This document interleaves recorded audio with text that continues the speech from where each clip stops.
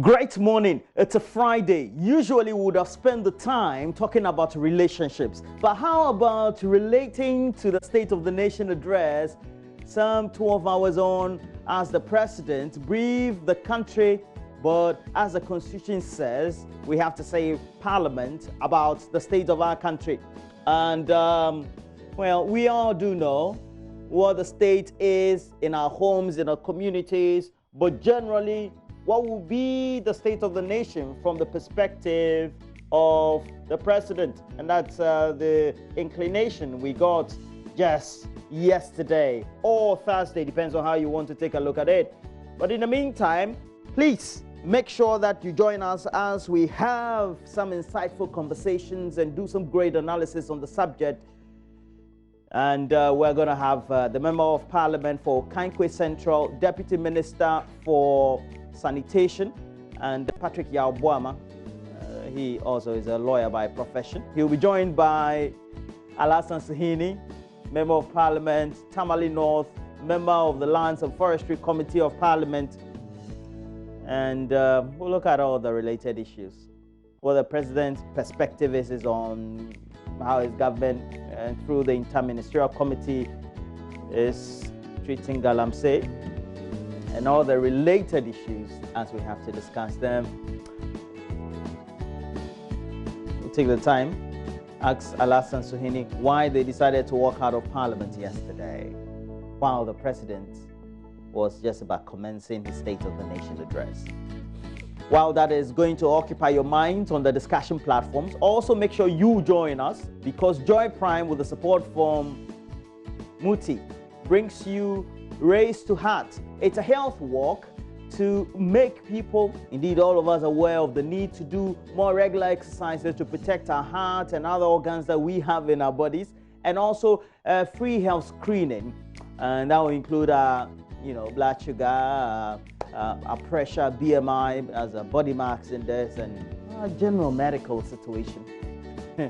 Of course, the walk is going to be from the Ayimensam police station to Pediatric, and they will come in the studio to tell us more about it. So we'll hear from key partners Muti on the show today. But we'll also have to give you the latest update, because the regional qualifiers for the 2020 National Sense of Minds quiz is on, and today we will bring you all the latest updates on it.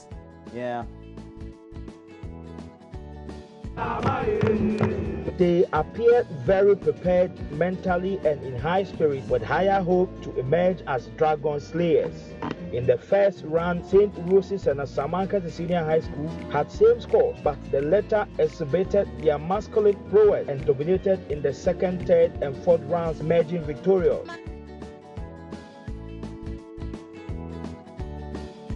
So do join us. We'll bring you all the latest. If your school is participating, I'm sure many of you have your schools participating, let us know what you think also. As you tag us on Facebook, but also give us more of your comments, pictures, videos, etc. through our Twitter handle at Join Us on TV. And as you also watch us through My Joy Online TV on YouTube, give us more of your comments and add the hashtag, as we always have it, talking about hashtag and the videos and all. You do know that Arrive Alive, our road safety campaign, is still on. And just in case you tend to witness or have witnessed any of those infractions by us as motorists on the road, or a recalcitrant driver, or somebody who is just not obeying the rules or regulations, or an accident situation, make sure that you take a snap or take a video and tag us through our social media handles. And relevant to the conversation of Arrive Alive is always using the hashtag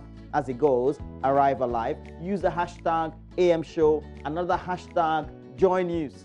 But we'll wrap up with some great entertainment right here on the show today. I hope that you are excited to have another great day. It's only the doing of the Lord. Indeed, I have this philosophy. When I sleep, I just don't know what happens around me. It's as if I'm dead, is that not it? But through God's grace, we always wake up to meet a better day. Let's all be happy. Thank you for joining us for the show. Next, we have to bring you the latest news update.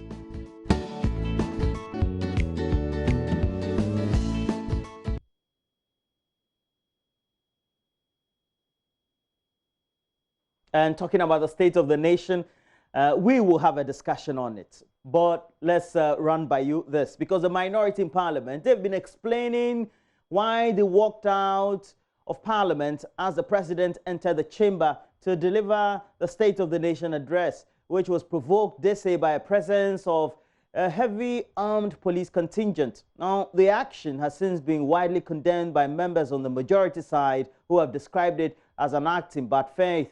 However, speaking exclusively to Joy News, the minority leader, Haruna Idris, who said many of the officers making up the contingent he believes were former vigilante members.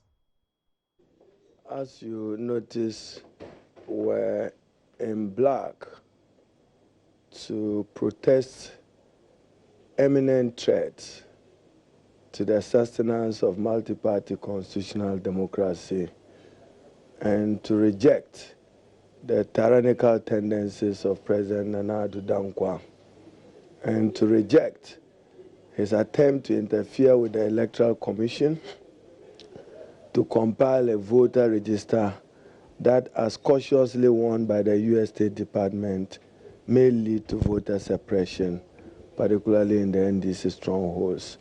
We are particularly alarmed as the President's refusal to recommend the recommendations of the Emil Short Commission report arising out of the Ayawasu West Wagon by-election in January 2019.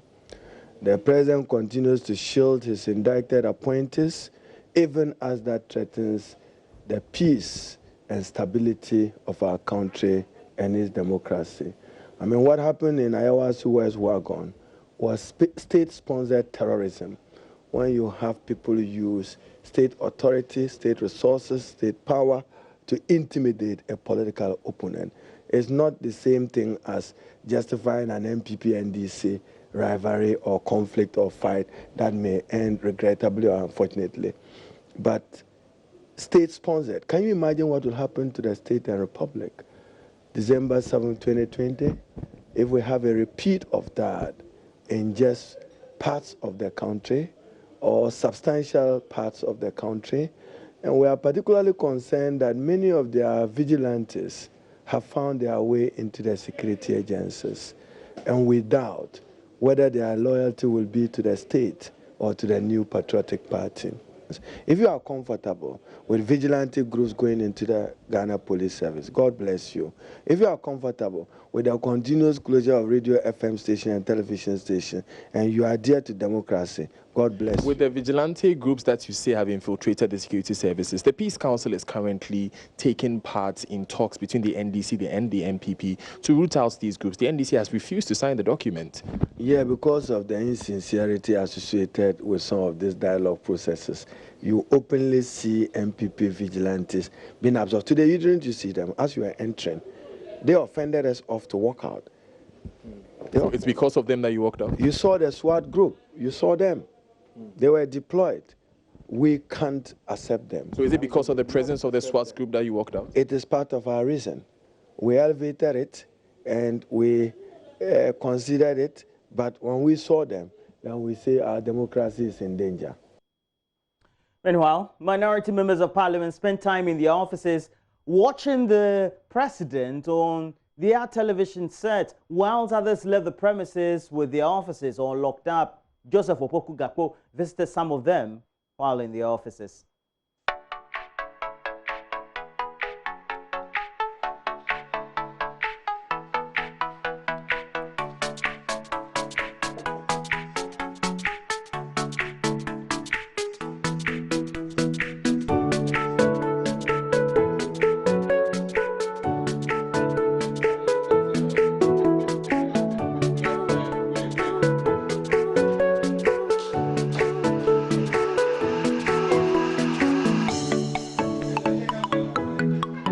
President is delivering the State of the Nation address. Why are you not in the chamber? Yeah, as a minority, we decided that we'll walk out of the SONA for a number of reasons. That's why after the national anthem, we decided to go out. Our walking out is a protest for Ghanaians to know that this nation, the democracy that we have is under serious threat And if we don't begin this way, I don't think we will have a future for this country. How will a walkout of the president's address fix this concern that you raised? Yeah, it's a message we are sending to the president that we are representing the people, and the people are saying what you are doing is not good. So you must change your position. And that is what the message we want to go out to the president. So we're continuing our message to the offices of MPs to find out what they are doing. Richard Koshiga is the MP for the Keta constituency. So what have you been doing over the last hour or so since you, the minority, walked out of the chamber? Well, as you can see, I'm in my office listening to the address being given by the president. So that's what I've been doing, listening to the president in my office. If you really wanted to listen to him, wouldn't it have worked better you sitting in the chamber and listening to him than to walk away to your office to come listen to him? Well, of course, that's a decision we in a minority took, not to be in the chamber, by way of protest and to register our displeasure of the happenings in our country. I've come to the office of the Member of Parliament for Odododio Neil Antivandapoy. Let's see what's happening here. Oops. Well, the office is closed, but I can hear the television in the background. Is he here or he's out? Well, maybe he's not here.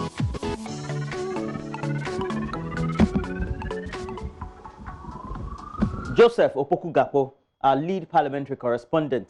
Moving on also, the General Secretary of the NDC, Johnson Esiedun Ketia, says the party fully backs the decision of the minority to walk out. Well, I have been briefed that the minority is upset about the way the doors for free and fair elections are gradually being shut in the country. So our democracy is in peril, and that is why they do doors not participate. specifically are being shut? So when you say Election has to do with election security. There's a whole issue about security of elections in this country. Ayawasu blew up. The presidency established a commission. A commission came, identified the reasons why Ayawasu happened, named corporates to be punished, and institutions to be disbanded because they are not constitutionally founded. The presidency then comes out and then issues a white paper that nothing has happened. And those institutions, the SWAT team that the Short Commission recommended for its abolition, they are here now undertaking security duties. And the kingpin of the SWAT team and what happened in Ayawaso, West Wogon, was the Minister of State in charge of national security. He has now been positioned in the Ministry of Interior to come and take over the security of the elections that we are going to hold. So it is a whole issue about security that is being orchestrated in such a way that nobody can have free and fair elections. So you have the issue about the media freedom. Democracy is about the freedom of speech. And then you have a government shutting down all media houses that are perceived to be against the sitting government. Even as at 3 days ago, they continue shutting down media houses. So what type of democracy would you have where the door for Electoral Commission to conduct proper elections based on consensus is being shut? You have the security of the elections being compromised, and the right to speak is also being shut. So I believe that they are also exercising one of the remaining rights, that is the right to not to participate in what you disagree with. But as representatives of the people, is there responsibility to be in the chamber to debate this address once it's done? Which chamber? How are you representing the people if the avenues through which your voice ought to be heard is being shut off? And if it's shut off, what are you doing there? You are representing the people by clapping for a president who is shutting down all doors of accountability the president should be accountable to the people, and you are representing the people. So if the president is making things difficult for anybody to hold that government accountable, our national anthem, urges us to resist the oppressor's rule. So if you see the foundations of oppression, you have a duty as a Ghanaian to fight it. We cannot be in a system where the press has been cowed, all civil society organizations are scared, leadership of faith-based organizations and all others cannot speak because they fear of consequences. So we support what our MPs have done, because it is another powerful way of communicating the concerns of the NDC and by extension Ghanaians to the fact that our democracy is gradually being put in harm's way. But why now? These concerns have been existent for God knows how long. Couldn't other forms of protest have been undertaken at a different time than now? Why are you interviewing me now? Because there's a point that... Now let's take you to the Ashanti region next, and this time still also focusing on politics, as is now being confirmed. At least 4 MPP sympathizers in the Asante Mampong constituency were injured when supporters of 2 parliamentary aspirants clashed over the filing fee or the filing of their documents and the processes thereof. Now, club-wielding supporters of incumbent Member of Parliament Sapong Amprechum engage in a free-for-all fight with those of former presidential aspirant and Member of Parliament Francis Adainimo at the party's office on Wednesday. Now, it comes as the police arrest 2 people in Adansia Sokwan constituency after similar clashes between supporters of the incumbent Member of Parliament Katie Hammond and Sami Bemfo. Ohimin Tewia of our security desk has more in the following report. Incumbent MP Sapon Amprechum and his predecessor Francis Adainimo were both expected to file their nominations separately at the party's constituency office. The decision by election committee to reject the former presidential aspirants' forms after the incumbent had gone through the process triggered the confusion. Supporters of both aspirants attacked each other with clubs, stones and other weapons, leaving many of them injured. Constituency executives had to run for their dear lives in the ensuing clash.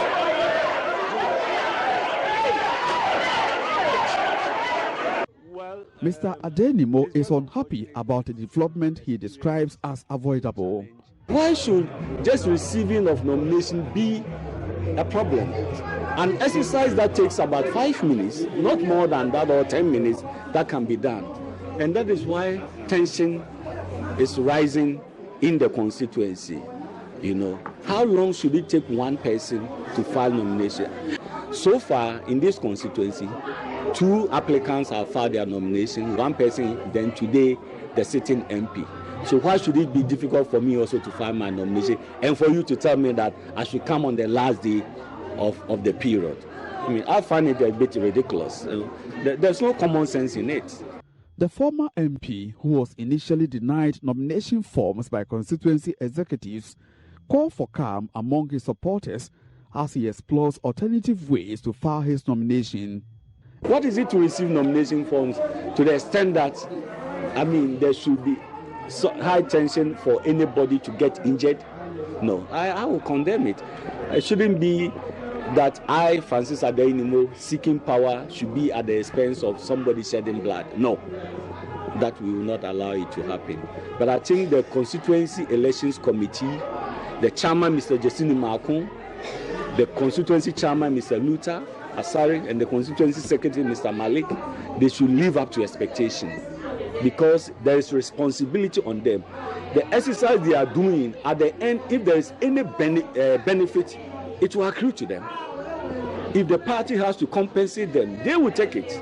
That is why they have been constituted as a constituency elections committee. So they cannot shirk their responsibility. They cannot. They have got to live up to their responsibility.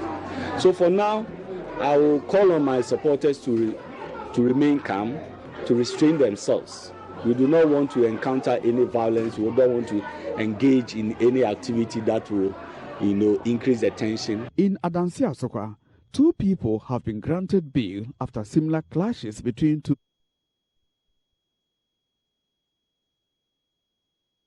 Away from politics, but this time still in the region, 8 chow bar operators arrested for preparing food under unsanitary conditions at the Asafu Market in Kumasi. They have been fined a total of some 6,360 Ghana cedis after being convicted for the offense. Heavy-duty equipment dealer Mantrak was also fined some 600 Ghana cedis for piled up waste in its yard. The presiding judges of separate district courts also directed environmental officers to conduct further inspection of premises of the entities involved to ensure that they have abated the nuisance. Love FM's Erasata Saridonko has more. Look at the place. Look at the whole environment. Why do you cook? The sanitation enforcement team on Tuesday issued court summons to these chop bar operators found to be preparing and selling food in the midst of unimaginably filthy environment. The team found foul-smelling, choked gutters filled with decomposing organic matter sitting at the center of these spaces, which served as kitchen for these eateries. On the premises of some of the chop bars were stagnated, smelly water just distance away from where patrons sit to eat. Presiding judges, His Lordships Eric Nkansa and Her Lordship Aliata Said, convicted them on their own plea. They were handed fines ranging from 40 to 100 penalty units. They ordered further inspection of these places to confirm they have tidied up their workplaces or risk imprisonment. Enoch Nkansa is the prosecutor. The sentences were that some of them were fined 100 penalty units each, others 50 penalty units each, and some 40 penalty units each, depending upon the severity of the offense committed. And delivering judgment, the judge was very surprised about people who handle food in such a poor environment, in such an insanitary environment, and said should they continue doing that, he will close all their food premises. All food handlers who operate in filthy environment, he will close all their food premises. Yeah. Again, he has tasked you to do something. What is it? He has asked the prosecution unit to visit the areas where they were brought to court to find out whether they have abated the nuisances or not. If they refuse to abate the nuisances, we should bring them back to court. The operators admitted their crime and are willing to change. Matthias, I agree. I was told I did not cover the food. I have covered it now. You should come back and inspect it. I'm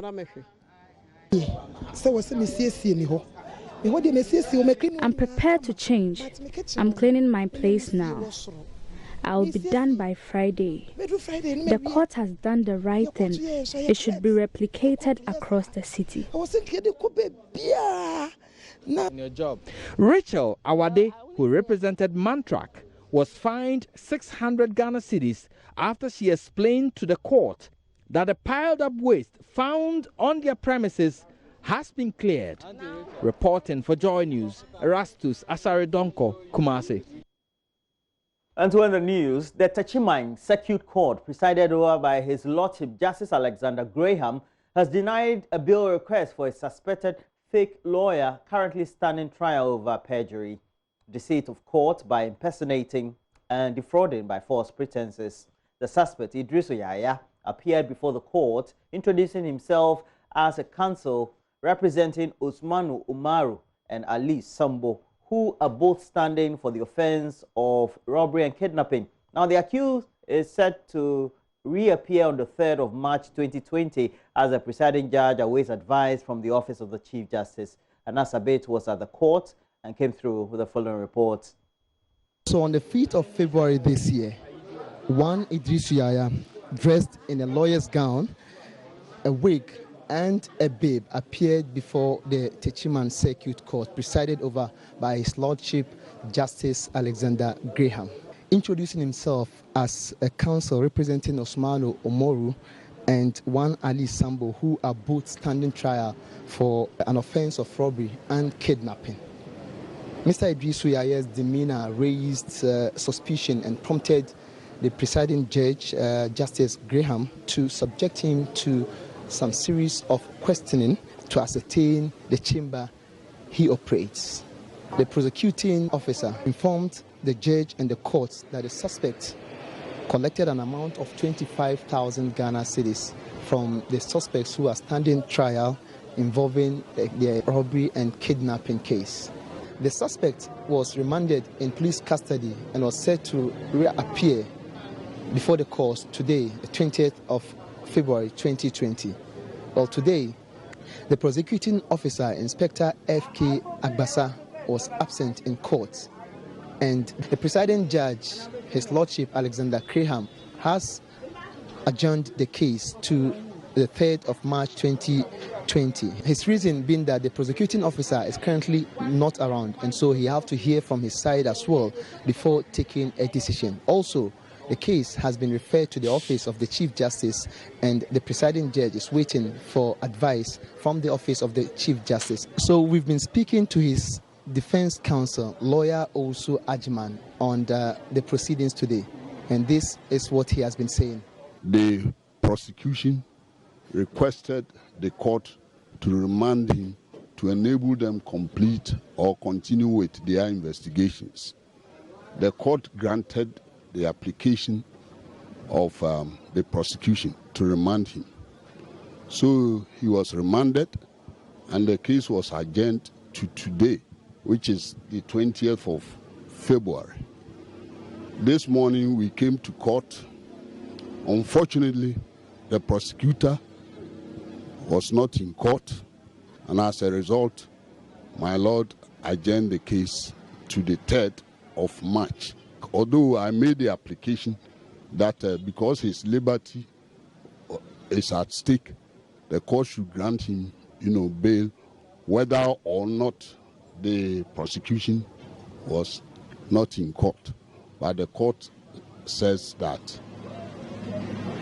they want the prosecution to be present before, the court could grant bail.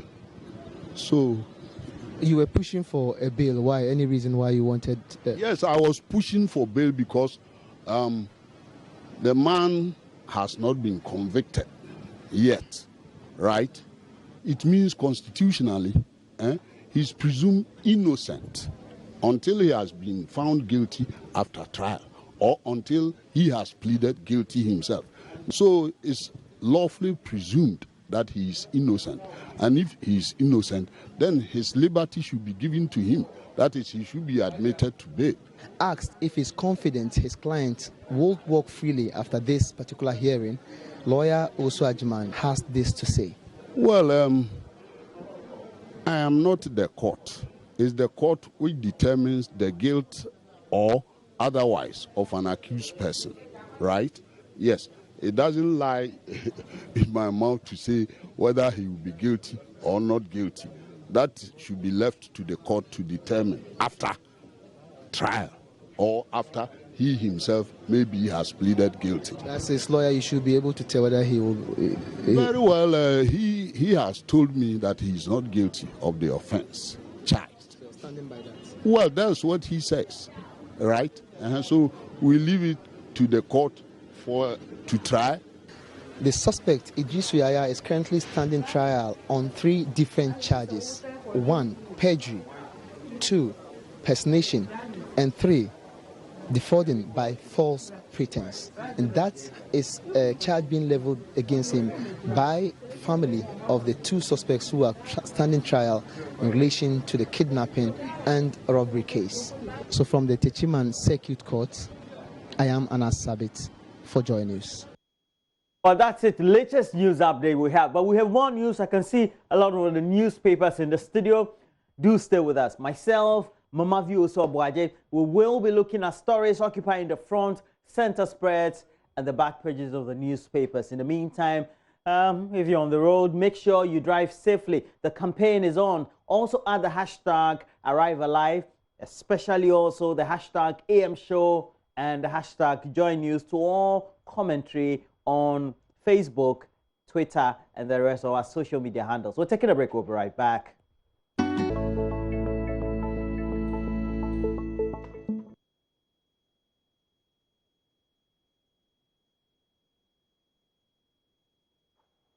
Wherever you find yourself, Sally Fukombat, my good friend at the Boku Presbyterian Hospital, says good morning to all of you. Mama V, good morning to you from Sally Fukombat. He is the boss of primary healthcare pharmacy. I know. The Boku. I know. So good morning. Good morning to him and his wife. Good morning to y'all. Oh, Roland. Sweetie. It's the morning after the State of the Nation address. Next year, don't bring that says sweetie. In I shouldn't bring quiz, that quiz, don't bring it. What don't you know? Because I'll forget it, I beg you. I'll forget it. Oh, good morning to our friends in Kumasi. What don't you know? That was like a week today, right? Yeah. I still get people even yesterday telling me, I watched your What Don't You Know. I got my friend Benjamin, early morning, Benjamin to phone me, who lives in the UK, says, you and your quiz mistress. And, that was really good. It was fun. Yeah, we'll do it sometime. And we're going to invite you onto What Don't You Know. So if you're interested in it, as you enjoyed it, kindly let us know. But let's settle for. Okay. Let's look at the newspapers. The morning after the State of the Nation. So it will be full of the State of the Nation, different angles.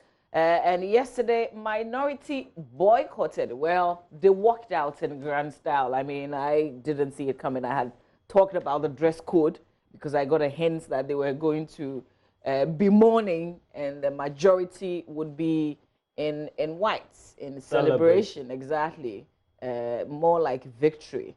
And then after the president came, they said in Parliament yesterday, and I was just asking, did they just walk out? Did they just walk out? Did he just do it? Is this the first time this is happening?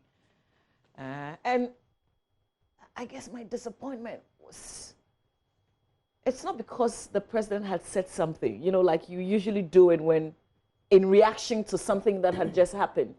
Or when there was an ongoing topical issue for which you already had a disagreement on. Well, with that, then there's the register. But I didn't think that in the last couple of days it's been significant and there had been fresh disagreements or there have been dividing opinions, if you like. So I really didn't know what to make of it. But I think it shouldn't have happened. And then later on, the minority organized their press conference to explain. Not sure if it convinces me, the fact that this was a constitutional mandate. It's more like you're walking out on the Constitution, if you like. And I like the president's introduction, that he was there to fulfill a constitutional mandate. Yeah, I'm not sure the majority getting up and going to sit on the other side. I'm not, that's part of the whole drama. Like everybody knew that was going to happen. Did they all know that was going to happen? What did you get the hints in Parliament that this was going to happen? Well, I think the only hint, and we said it was only about the dress code. The choice of which we know that could happen, or they were going to have some inscriptions. Yeah, but not the walkout. Not the walkout. Right after the president came in. Yeah, so I don't know whether it was something he had planned. Definitely planned. Definitely planned. All right, let's see how the newspapers reported it. The Daily Graphic newspaper, front page of the graphic, Ghana in good health, competent hands. Those are words of the president as he was hosted in Parliament yesterday to deliver the State of the Nation. But the picture captured on the front page is that of the Speaker of Parliament conducting the president round. A photo exhibition mounted at Parliament House, looking on the majority leader. This must have been, Roland, was this after the speech? Was this after the speech? Because when he first went into Parliament, we had the entire leadership that included the minority welcoming him to Parliament. And then I didn't see this particular one, but this must have been after the speech then. Yeah. All right. Minority walks out of SONA, says protests against dictatorship. microfinance, savings and loans depositors receive locked up funds Monday. This assurance being given again. Remember, Vice President had talked about it when he was showcasing the achievement of the NPP not too long ago. Yes.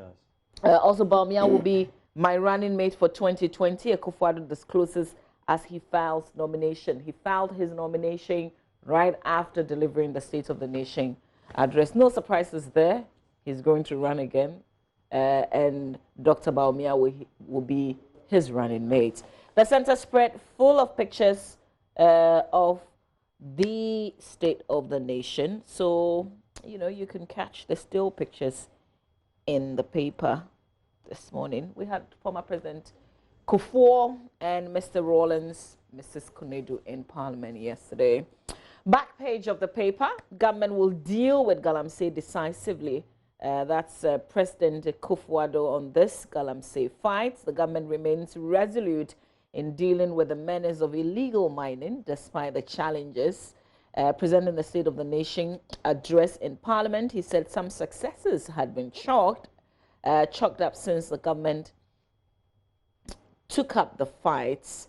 The threats Galamsey poses to the future of our country is grave, and we cannot shirk our responsibilities but deal with it. I am appealing to the media coalition not to be daunted by the difficulties in the fight against Galamsey. Well, this is one of the things that we will be looking at closely when we settle down to deal with the big matters, particularly all the issues that came out of that State of the Nation address. Also, UNICEF urges political herds to commit to open defecation-free targets. On to the Finder, front page of the Finder, defunct microfinance and savings and loans companies, depositors to cash 5 billion Ghana cedis. Payments start Monday. President Akufo-Addo assures 2020 victory margin will surpass 2016. That's the precedent. On coronavirus, Ghanaians living in Hubei province in good hands. Assurances from the Foreign Affairs Ministry. Also missing excavator saga. No one involved will be shielded. The president again saying in Parliament yesterday. The Ghanaian Times and then the Ghanaian Observer and the Daily Statesman. So the Ghanaian Times now on the State of the Nation address. Nation in good health. President declares minority stages walkouts against impunity on constitutionalism. Persons found culpable in missing excavator saga to be prosecuted according to President Akufo-Addo. Also, President announces 5 billion Ghana cedis for payment to depositors of defunct microfinance COIs. Outbreak of COVID-19. It's safer for foreigners to stay in China, according to the Chinese government. So that's all in the Ghanaian Times newspaper, not the Finder as we are exhibiting on television. That's not the paper I'm reviewing. In the center spread, details of those on the front page, and on the back page, sports stories. Ken Faisal hold Legon cities. Bechem overcome Liberty. Kisi Boateng's free kick stands Oli. In the Ghanaian Observer newspaper, front page, Akufo-Addo dance critic says Ghana is in good health and in competent hands. Ghanaians descend on NDC over SONA boycott. VW to start work in April. Toyota in fourth quarter of 2020. DKM others to receive payments from Monday, all from the State of the Nation. Wejabawe MPP primary shapes up as businessman files nomination to contest incumbents. And the last newspaper for me is the Daily Statesman. On SONA's 2020 NDC walkout shows it has no fitting alternative to offer Ghana.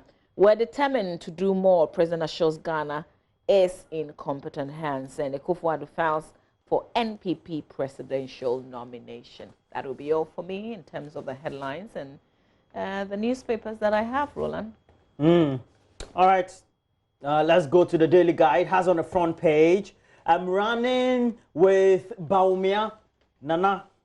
And then that's the main story, the front page banner headline. We also do have a spat of the speech, State of the Nation address by the president. Go and register to vote. was coiled from there.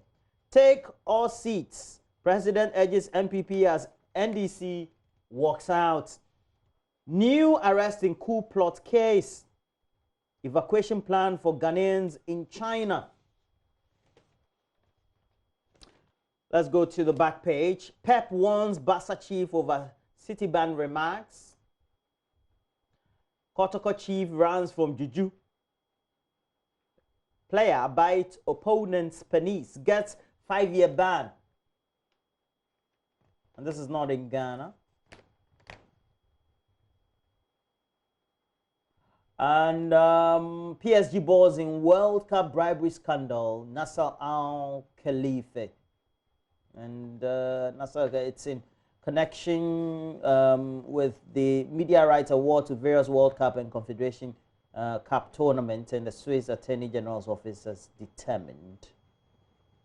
And he also owns Bain Media Group, Bain Sports. You get to find them on YouTube and their live views. They tend to cover the English Premiership and all that. Now let's go to the Daily Dispatch newspaper. Has on the front page.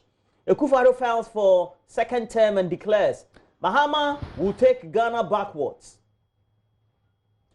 German ambassador tweets on minority walkout yesterday. And the story is on page 2. German ambassador.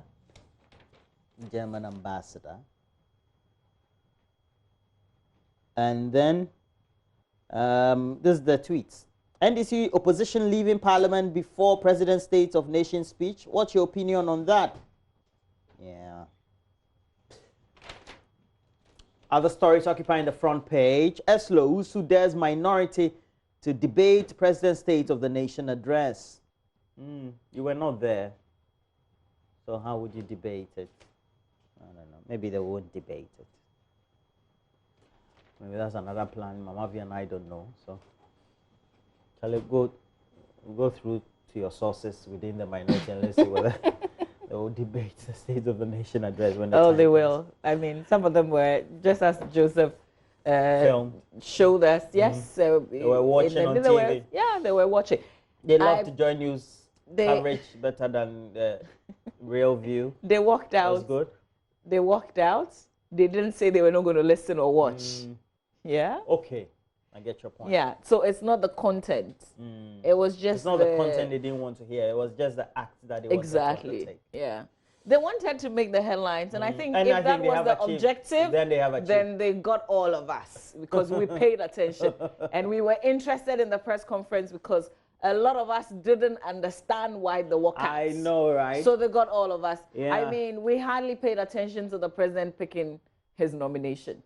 So if that was what the strategy was, to get all of us focused on them yesterday, then we did. We had to minority, we're still talking about keep waiting for them to convene the press conference address. Right. Yeah, but the people that I spoke to were greatly disappointed. No, I think the disappointment is you can do a casual observation of what the views are on social media. And that's an aggregation of those who on social media tend to occupy the space for public opinion. And you can make your own conclusions. It was so we have to be realistic, especially because it was a national exercise. And this is Parliament hosting the president. You know, it's not like the president hosting you. And you know, it's happened before because 2013, the State of the Nation address was boycotted by the minority at the time. And it was John Mahama who was just elected president. As in, he came in and then they walked out on him? Yeah, they didn't participate. But you know, they walked out. There was a concern about the election. Yeah, but was it this dramatic? As in he came in, national anthem was being played. It depends towards the end of it. It depends on what we mean by drama, you know. But I think also it falls in line with what you say, the objective, and what the objective was at the time. So if the objective was achieved, I'm not quite sure how that went down. I'll try and do a recall. Yeah. So it says, and that was Are you done? January 7th. Swearing in. Okay, they boycotted his swearing in instead. Okay. Let's go to MPA targets illicit fuel trade. And then we have the informer. The informer says, Majority backs minority over walkout in Parliament during SONA. That's the Informal newspaper. NDC condemns demolition at trade fair, described it as politically motivated. It has an attached picture of the NDC scribe or General Secretary, Johnson Esia Dunketia, General Mosquito, as his alliance says. MPP primaries turn bloody as supporters clash over candidates. Now, you have attached pictures of Francis Adai Nimo and then the incumbent, Kweku Sapong Amprechum. That one is shameful. That one is Walk shameful. out shameful. This one too is shameful, yeah. It's shameful. Non-payment of transfer grant, medical and rent allowance. The Immigration Board blames government over non-release of statutory funds, and officers expose controllers' lies. The story says, look at the last paper. The Go Street business. Ghana now has access to international credit insurance. That's the Go Street business. And producer inflation further increases in January 2020, 13.13. Down there we have 2 new gold mines for the Upper East and West regions. It should reflect in the communities. I mean, you can't just be taking the resources out and going by the examples of Obuasi and Takwa, etc. The resources they take out, we have to make sure that we develop the communities. They should benefit. How they can benefit. All right, Mamavi. Some stories in trade deal. Oh, I think we, you know, that's the state of the nation. We will leave the details when we settle down for and talk. So, unless we're going on myjoyonline.com, which we are. All right, let's hit it. Okay, Accra in darkness hours after Akufo-Addo declared Dumso had been solved. I really, did you experience that? My lights went off in your area. Okay. What, for how long? All right. So we've had our cameraman in the studio confirming. 6 to the next morning. Okay, I had blackouts this morning, but I. 3 a.m. There's some also who experienced just for an hour. Okay, yeah. So Dumso is actually not gone. Dumso is that Dumso? Masa. It is there. It just wanted to remind him that it is not gone. All right, let's continue. Claims of some Ghanaians in China without food untrue. That's the Chinese ambassador. You know, on news desk for the past couple of days, I've been speaking to some of the students in Wuhan. The last conversation was, I think, was like 2 days ago. This was the vice Duke's president, and he confirmed that they had not received food, but that wasn't, from his point of view, that was not their issue. They just wanted to come back home. But previously, I've spoken to another person who said they couldn't even get safe drinking water. They didn't have enough water, you know, because they are totally locked down in their facility. So if nobody's going out, nobody's coming in. So Ellis Couture, the one who sourced for me, says that one of her clients, who currently is studying in China, also says that they're just having food shortages, which are, who's a Ghanaian, of course. Yeah, so they're having food shortages, and then some of them have they're having physiological problems because they have to sleep. Because virtually nothing to do. And I think it's also very scary emotionally as well, because there are many people dying. That's the center of the whole. Yeah. And he is in Wuhan. Yeah, Wuhan is the, So, you know, we can get all the assurances from all these officials, but once we have direct contact with the people there and they're telling us their stories. It's not that they don't have food, but they feel they don't have. But the thing is, because you have a situation like this, sometimes you feel exasperated, you know, like you're stressed, and a lot of things can come to mind. So I mean, this is you know, like us in the pen and paper story. Once I get to speak to the students, I will take what they tell me. All right, but you know, you can draw your own conclusions. NHIA owes us 87 million Ghana cedis. That's the Christian Health Association of Ghana. Work on your reputation. Akufo-Addo charges Ghana police. Work on your reputation, oh, Tom. Oh, Ghana police are brave. Court-free suspect in treason trial. The Kaneshie District Court on Thursday discharged Mr. Gershon Akpa, a weapons mechanic who is one of the 10 persons accused of treason on the advice of the AG. Details there on myjournline.com. UG Noguchi Institute form joint emergency response team on coronavirus, COVID-19. My government will not weaken its stance on Galamsey fight. That's President Akufo-Addo as he delivered his speech. You know, people want to see a lot more action, especially with people who have come up in terms of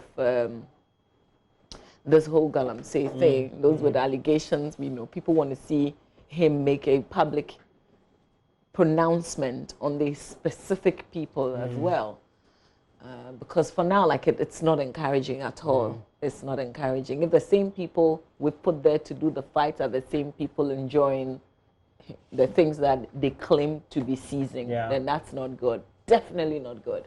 Kweku Sechado writes, Komla, me, and network. You've got to click on myjournline.com and read this.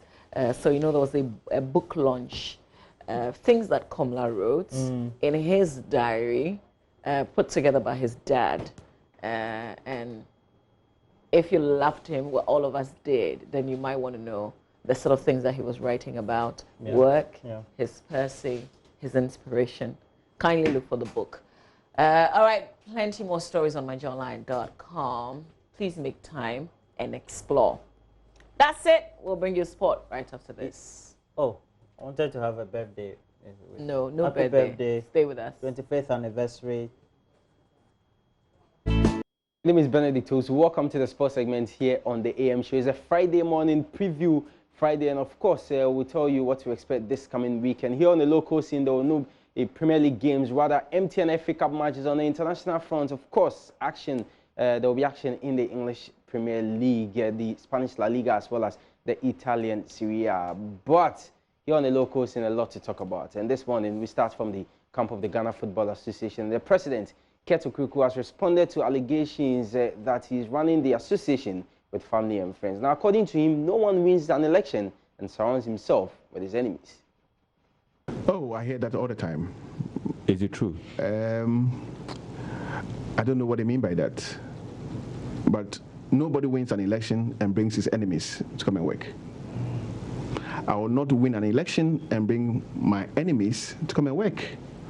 I'll bring people I believe have the capacity to help me deliver on my promise. And everybody or anybody that I have brought on board believe in my way. And that's the only way. All right, so the president of the FA was on yesterday's edition of Personality Profile with Lexis Bill. He also talked about the recent insane and bizarre move of Asante Kotoko and Indiana Stars to have started their Premier League encounter with 10 men each. Okay, let me say that, first of all, I have not seen the match reports. Okay. So I would have to be careful on what I say here. Yeah. Okay. I have read pieces of what seemed to have happened on media platforms. I've seen pieces of the match footage on social media. Indeed, what I saw is quite worrying. But I would not want to comment too much because I have set up an institution and I want the institution to work. I want the structures to work. Okay, but clearly what we saw on the screens and what has been reported on social media platforms is not what we want for our football. Okay. Not at all. All right, so on that subject, former Black Stars player Augustine Ayinfola has expressed his massive disappointment in both Aduana and Asante Kotoko.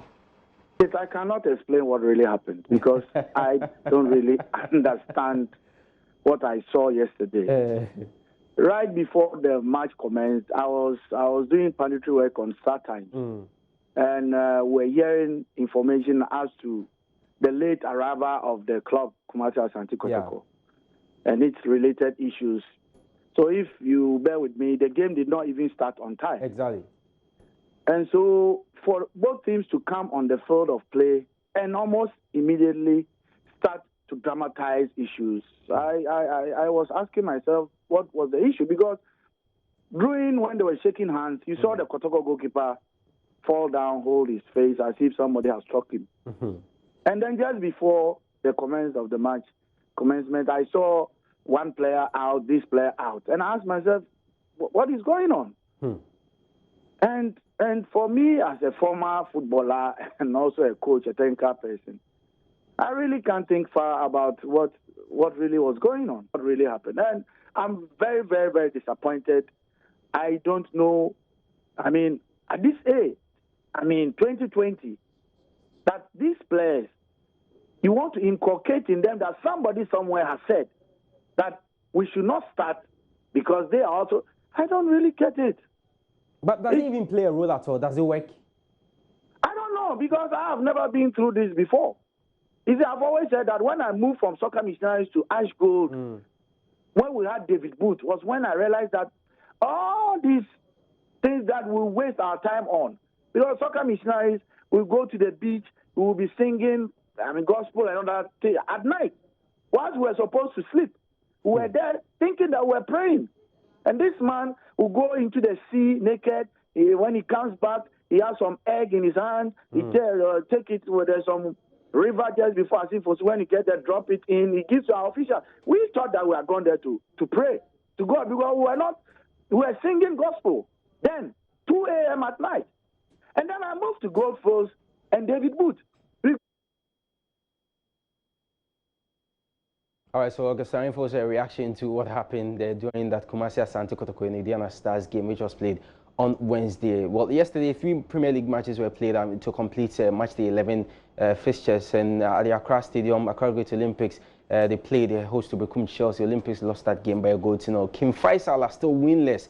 After match day 11, they drew their game with Legon City's 1-1 at the Obuasi Linkley Stadium. Liberty Professionals could not replicate their wonderful feat over Indiana Stars on Sunday as they lost 2-1 to Bichim United away. Well, yesterday, sports had a share at the State of the Nation address presented by His Excellency Nana Addo-Dankwa Akufo-Addo.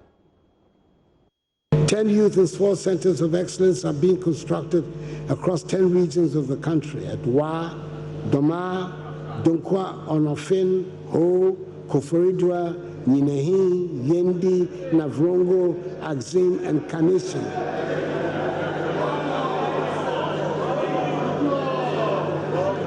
To harness and develop the entrepreneurial abilities and sporting talents of the youth. All 10 will be completed this year, and the 6 newly created regions will also be provided with the same facilities from this year. Each center will have a counseling center for entrepreneurship development, a conference center, an ICT center, a restaurant, hostel facility and offices, a FIFA standard football pitch, an 8-lane athletic track, tennis courts, multi-purpose courts for basketball, handball, tennis, volleyball, and other sporting disciplines, and a gymnasium. We're making sure there'll be room for the future Alice Anums, Micah Hayes, and Baba Yaras to develop their skills. We want to make sure that when our children turn on the televisions to watch sporting programs, they will be able to find on the track and field and tracks Ghanaians competing at the highest levels. All right, so that was Nana Addo-Dankwa Akufo-Addo, the President of the Republic of Ghana, yesterday's State of the Nation address. Well, so this weekend we're not going to have Ghana Premier League games. Rather, we'll have MTN FA Cup matches. Kumasi Asante Kotoko will take on Deportivo. That game, we understand, will be at the Obuasi Linkley Stadium. Accra Hearts of Oak at the Accra Stadium will take on Dambot, another lower division side. 3 Premier League encounters in the MTN FA Cup round of 64 games. And of course, when you join us at 2 on Sports Day, we definitely will give you all the fixtures. Now, let's look at what happened yesterday in the UEFA Europa League. Thursday night football for Manchester United, Arsenal, Wolverhampton Wanderers. These are teams from England playing in that competition. Manchester United went away to play against Club Brugge and they drew 1-1. As Jose Mourinho said, their setup always favors them when they play against a big side. So, of course, what it means is that playing against the likes of Tottenham Hotspur, Liverpool, Manchester City are all top sides that Manchester United this season have been able to beat, but the smaller teams is unable to do so. Yesterday, they drew 1-1. Highlights of that plus other games for you. Enjoy. What a strike that was from Ruben Neves. You saw that Adama Traore cross. Willan Walker, Charlie Adama Traore is one player you guys should, by all means, get next season during the summer transfer window. And before I hand over to you, you mean Liverpool or no, Chelsea? I'm talking about Chelsea. Liverpool, they don't need Adama Traore. They have equally good players in there to win the Premier League for the next 5 years. So they don't need the likes of Adama Traore. Oh, that's what happens when your team is doing well. But Roland, I mean, this weekend, your team Chelsea, you start the English Premier League, early kickoff on Saturday, that's tomorrow, with Tottenham Hotspur. So that's a London derby. Jose Mourinho back to his former side. It's a done deal for us because we know that Tottenham don't have the Arsenals now. They don't have a clear cut. Yeah, Harry Kane is injured. Someone is injured. Yeah, and then Dele Alli is also not on good form currently. And that is why you get to see that in the last match when they play the UEFA. So long story short, it's a Chelsea win. Oh, it should be about 2-3-0. All right, okay. So take over. Well, thank you. And again, please make sure you stay with us because we're going to have some great interactions right here. The President's State of the Nation address generating more debate. We'll be having Patrick Yabuama. He is a Deputy Minister for Sanitation and then also Member of Parliament for Tamale North, also spending some time with us. We're talking about Alasa Suhini, but our campaign Arrive Alive is still ongoing. Make sure that you do add the hashtag to all commentary. And it is important that when you see anything untoward on the road, make sure you take a video or a picture or you have witnessed any of them, whether it could be basic infractions or accidents. As you tag us on Facebook, join us on TV, through our Twitter handle, join us on TV, and always add the hashtag Arrive Alive, hashtag AM Show, hashtag Joy News. That's how we do it right here on the show. But also, we're going to have Joy Prime with the support from Muti, bringing us Race to Heart. It is a health walk to make all of us aware about the need to exercise more to protect our organs, especially our heart, because in the process of this great work, they're going to have medical screening, they're going to check your BMI, your blood pressure, all the basic routines that your body would need, including your sugar levels and all. So the work is going to be from Ayimensan Police Station. Many of you tend to patronize there these days, to Pediase, primarily starting at 5:30 a.m. and we'll be climaxing with an aerobic session. So we'll hear from key partners, Moti on the show today, and their partnership with Joy Prime. I tell you, promises to be exciting. If you participate, it will be good for you and your health. Right now, let's do the discussions. We'll be right back.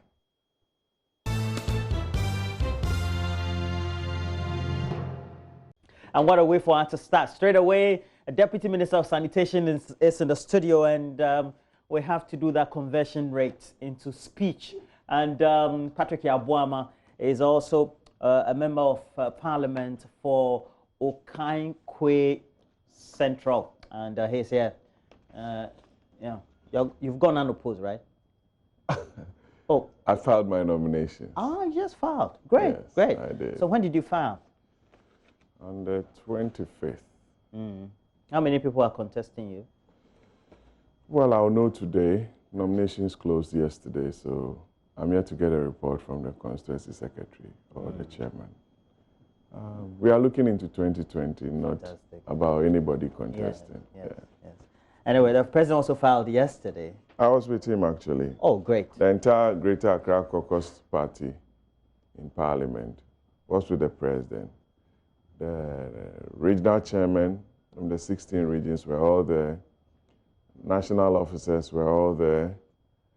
And a huge crowd of party supporters also came to give support to the president. It was a touching scene, and it told the president that the party appreciates what he's done as a leader and what he intends doing when he wins the 2020 general elections, and the hope that he's brought to the entire country and the world at large, and that we all will support him, give him the necessary backing, give him the necessary encouragement to do 4 more years in strength,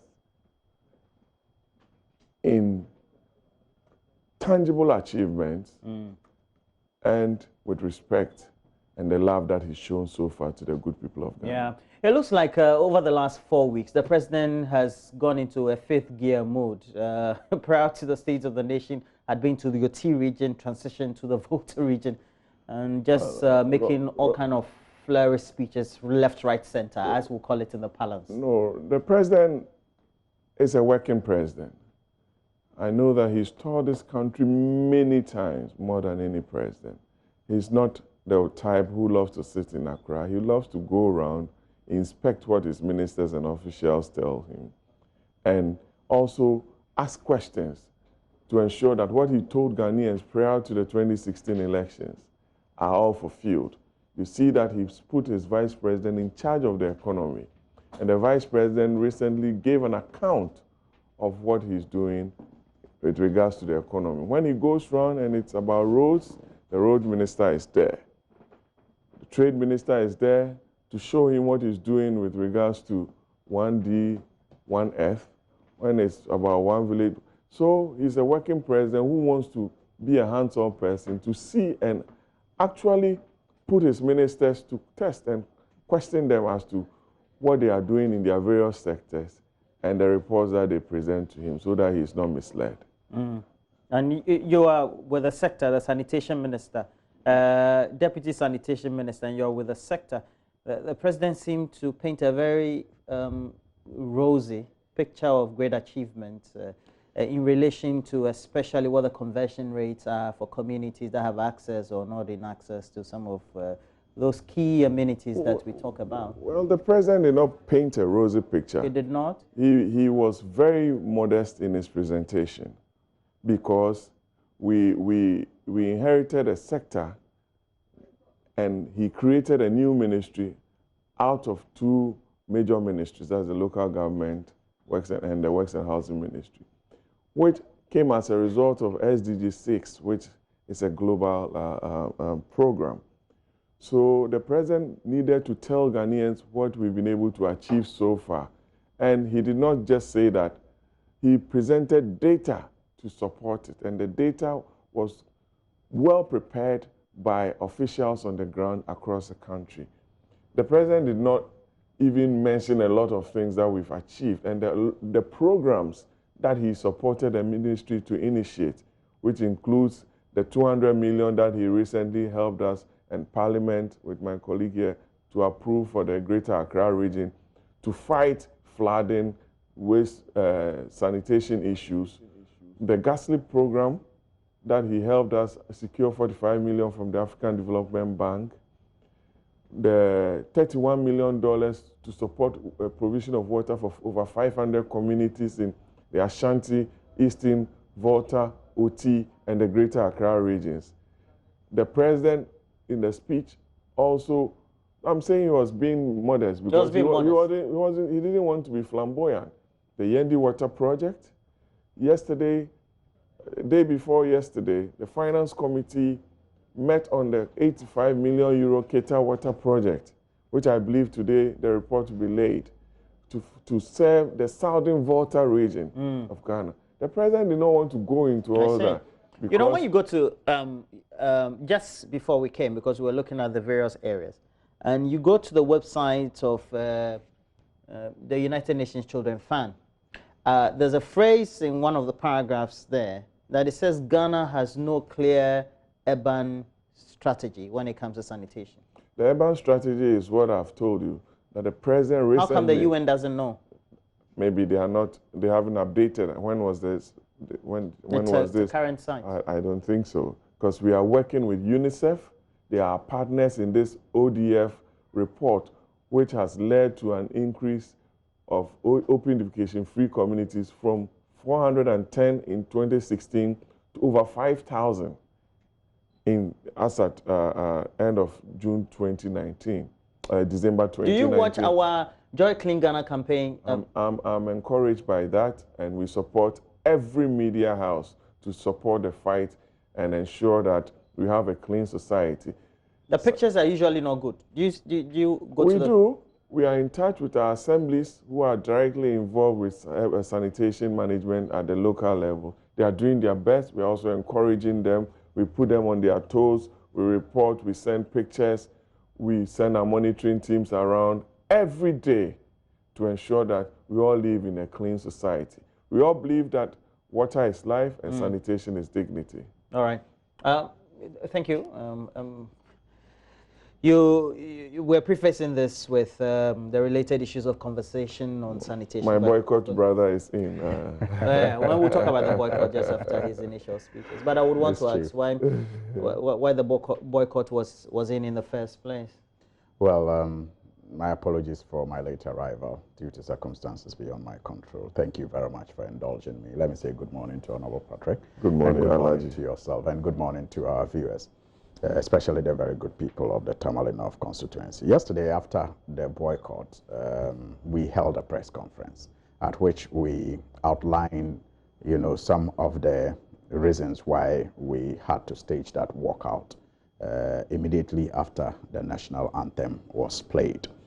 Among other things, we express our fear that the conduct of the president and his government have become a threat to the democracy that we all so cherish. And the president's closing remarks could have been meant as a joke, but to the extent that he sought to make what we believe he has been doing, in fact, into law, vindicates our position. I don't know if you get it. I get your point. What he has been doing, in fact, he sought to do same in law. You're saying that his actions, he's trying to legalize in a way. Yes, if you heard him say, supported by the speaker after our walkout, that our seats that were empty should be taken over by the MPP. Was that not just a comment in jest? It tells jest? you. That's what I'm saying. It may have been meant in jest, but it actually reveals the deep-seated, desire of the president to make this country a one-party state, to rule as if only his views and that of the MPP matter in this country. And that is not how a multi-party democracy works. Anybody who cherishes multi-party democracy will be frightened that a major opposition political party, has taken the step that we took.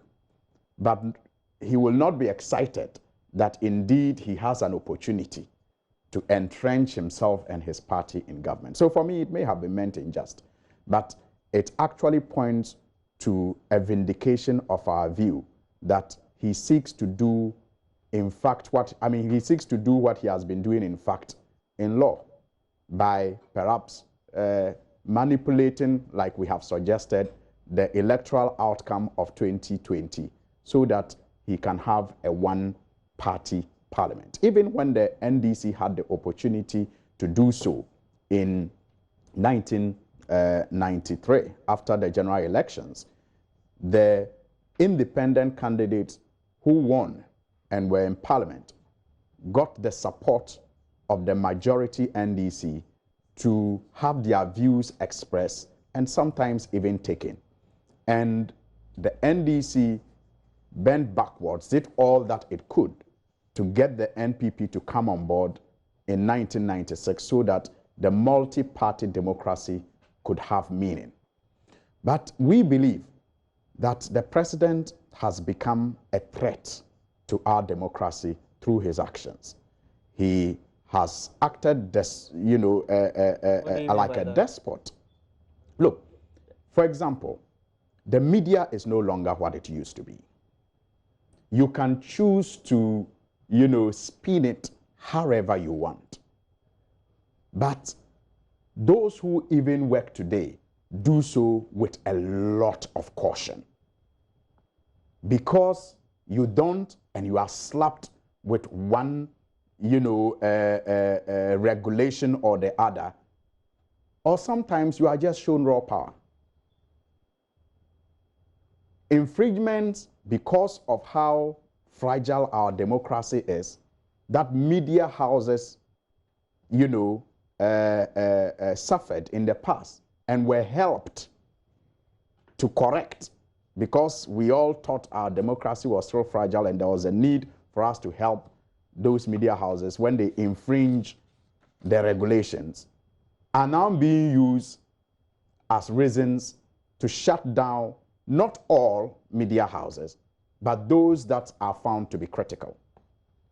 Because we are quick to be told that, for example, Radio Gold and Radio XYZ and others did not meet certain regulations. Yet, the Media Foundation for West Africa has adduced evidence to the fact that Oman FM and others fell in that same category, but they are still on air. So, clearly, everybody knows that a multi-party democracy works in an environment where free speech is encouraged.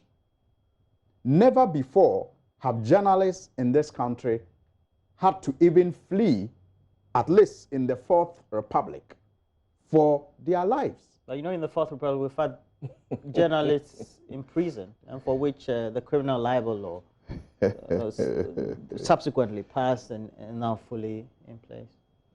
Well, I was not talking about imprisonment of journalists. I was talking about fleeing.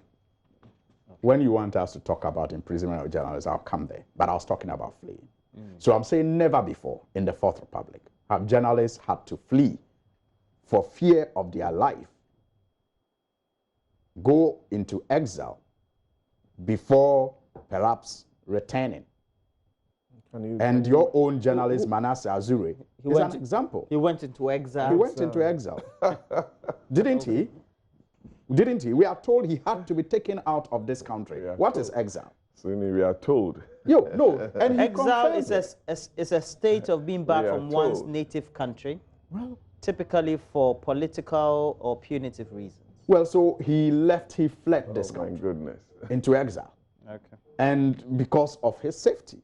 We have had Ahmed Swale murdered, and we believe, as we stated at the press conference, that if you look at everything surrounding his murder and the recent, answer to a question in Parliament by the Minister of, the Attorney General and Minister of Justice in relation to investigation related to the number 12 expose, we sincerely have come to the conclusion that his murder was to cover up and to make evidence disappear. Because according to the minister's answer in Parliament, the prosecution, as far as number 12 is concerned, has delayed because the star witness was murdered. And we don't see any effort by the government to unravel the circumstances behind his murder. And we are not the only people who have made that observation. The international agencies, including the UN, have made similar observations. So we are saying that those tendencies of the president and his government serve as a threat to our democracy. For which you walked out. For which we walked out. Again, we have seen the suffering of businesses as a result of direct government, policies or directives, especially targeted at opponents or people perceived to be opponents. I have not read the details of a ruling recently involving the Bank of Ghana and UniCredit. But at least the suggestion I'm getting from the reports is that there is a suggestion that UniCredit was wrongfully, closed down. And that is not perhaps the first time that we have heard issues related to complete show of power in the closure of some businesses in this country. We saw recently what happened to Raymond Archer. And you see, sometimes people forget. People forget. Raymond Archer is not just a businessman, and is not just an ace broadcaster, or journalist. We all know the role Raymond Archer played in ensuring that Nana Akufo-Addo did not become president in 2008. Despite all the machinations, which he, with a team at Radio Gold, exposed. And for which his business was closed down. I'm not saying so, but let's not forget it. Have you read the statement and from the Ghana Trade Fair? You see, Roland, when it quacks like a duck and walks like a duck, it's difficult to convince me that it's not a duck. Radio Gold shut down. You're saying that the circumstances are just too true to be coincidental. I'm saying that let's not forget in 2008, at a point in time, it was only Radio Gold that stood in the way of Nana Akufo-Addo and the presidency. This and all the machinations to go to court on a holiday, do an ex-parte motion, you know, and all to serve an injunction on the EC, all the machinations were revealed and exposed by Radio Gold. And who was the lead person? Raymond Archer. So when you have Radio Gold shut down for very flimsy reasons. Is that why the minority walked down? I'm telling you about the threat to our democracy. And I'm giving you these things as examples of the threat to our democracy. And you have Raymond Archer's business demolished in the manner that it was demolished. That's not democracy. Especially when the matter was in court and yet to be decided. That is not democracy. So these are some of the things that we say presents Nana Akufo-Addo as a dictator. For which, why you walked out? Yes, and we needed to draw attention to the world. Okay. That the people of Ghana are still alive and will respond to the call of the national anthem to resist oppressors' rule. That's in our national anthem. Yes. Okay.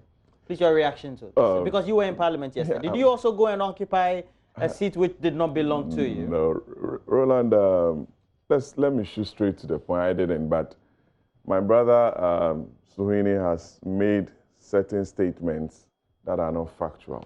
One, the president of Ghana is not a dictator. Otherwise, he wouldn't have come to Parliament to present or give an account of his presidency. He says he's a despot, or is behaving despotic. Let's be serious. Let's not play with words. We are in a democracy, and we are governed by the constitution of this country. The president came to give an account based on a provision in the constitution, Article 67 of the constitution, that at the beginning of every session, he ought to appear in Parliament to deliver a message to the nation on the state of the nation and before the dissolution of Parliament, which he did yesterday. Secondly, my brother Suhini talked about the fact that media houses were being threatened. Shut down. The National Communication Authority regulates licenses and Independent Broadcasting Authority or agency under the Ghana Media Commission, also is involved with the whole media landscape. If anybody or any media house has a problem, there are avenues to seek redress. Secondly, the constitution that that governs this country under Article 167, with your kind permission, because 164 talks about limitation on rights and freedoms. If you look at chapter 12, it talks about freedom and independence of the media. But 164 says the provisions of 162 and 3, which talks about freedom and responsibility of the media. The Constitution also places a responsibility on journalists or media houses. What does it say? That the provisions of Article 162 and 163 of this Constitution are subject to laws that are reasonably required in the interest of national security, public order, public morality, and for the purpose of protecting the reputation, rights, and freedoms of others. So it's not are you quoting this to justify why we have to close down? No, or to the say NCA, that, or the NCA trade grain to let you know that there are institutions of state, and the fact that you are a media house, I'm not against censorship. I'm not for censorship, let me put it this way. That you operate a media house so you can go off tangent and do things. I don't believe that. While you must also respect the rights of individuals and also respect procedures as set down by laws and regulations by the NCA, the Constitution, the Media Commission, and others. Secondly, let's go straight to the address given by the president. The NDC, led by John Mahama, Haruna Idrisu, Suhini and co., showed the greatest and the height of disrespect and irresponsibility to the world yesterday. Suhini is talking about showing to the world. The president said, and I quote, in accordance with protocol, let me paraphrase, he mentioned the name of the founder of the NDC, who was seated in the chamber. You walked out on him. He mentioned former President Kufuor, whom your leadership visited recently. You walked out on him. He mentioned the dean and members of the diplomatic corps, where you've been sending grievances and letters and all sort of opinions to. You walked out on them, showing the world the kind of opposition we have. The president, as usual, was able to deliver his message within a 2-hour time frame, talked about his foreign policy direction, commensurated with the people of China, our Ghanaian students in China, Wuhan, who are under a serious problem of, with the coronavirus disease. The president talked about education and the successes that he's achieved in the free senior high school implementation. The president talked about trade and industry, the setting up of the AFTA secretariat here, the fact that a lot of automobile companies will be setting up here from April and before the end of the year. But you don't think their actions was just in protest, and he stated that. And it's not the first time minority MPs will boycott a constitutional event in which a president of the land is playing a key role, is present, and is also undertaking a role that is stipulated in the Constitution. Indeed, I'm just reading to you. On the 8th of January or the 7th of January 2013, we had minority MPP MPs absent from the inauguration of the then newly to be sworn in President John Dramani Mahama. It was the 6th Parliament. The minority... 2013. If I could finish with my submission, I'll come to that and let you know that it has no basis. Let me address it. The minority at the time walked out because we're challenging the legitimacy of President Mahama at the time in the Supreme Court. And they are also raising concerns about related constitutional actions to be taken by the Electoral Commission. Subsequent to that, we participated in every State of the Nation address and proffered our views on the state of the nation. We never boycotted the legitimately sworn-in President Mahama after the Supreme Court had declared him winner of the 2012 general elections. That is a fact. The NDC has held press conferences on Galamsey, has held press conferences on Ahmed Swale, have held press conferences on a lot of things that they were trying to tell the world. But they had and they have one agenda. And the agenda is to put at the back of the minds of Ghanaians before December 2020 that the NPP, which would, God willing, win the election, rig the election. They are just preparing the minds of people. They know that if we go into the elections in 2020, based on the record that the president has presented, and based on the programs, there's no way the NDC is going to win a general election in this country. So this is a dress rehearsal of what they intend doing. But I can assure them that we have a commander-in-chief and a very competent security apparatus in this country to protect the peace and security of this country. They should not entertain any doubt about that we have a solid security system. To suppress? No, to ensure that life and property of well-meaning Ghanaians are protected. They have the right. They will go and register when the EC starts the registration.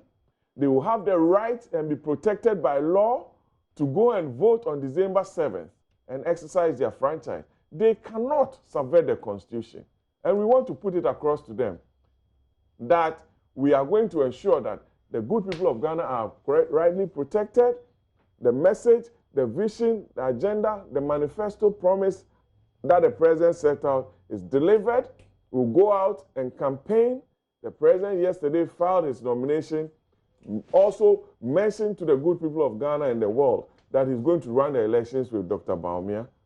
And we know that we are going to win the general election based on our record and the message that we'll be sending out to the good people of this country. So we want to, I want to encourage my brother here and to assure you that we are prepared and ready to send a message loud and clear to the good people of Ghana that we are ready to win the election and start implementing our programs come 2021. Now let's go back to Parliament. Take this from the President. There is any contribution that ought to be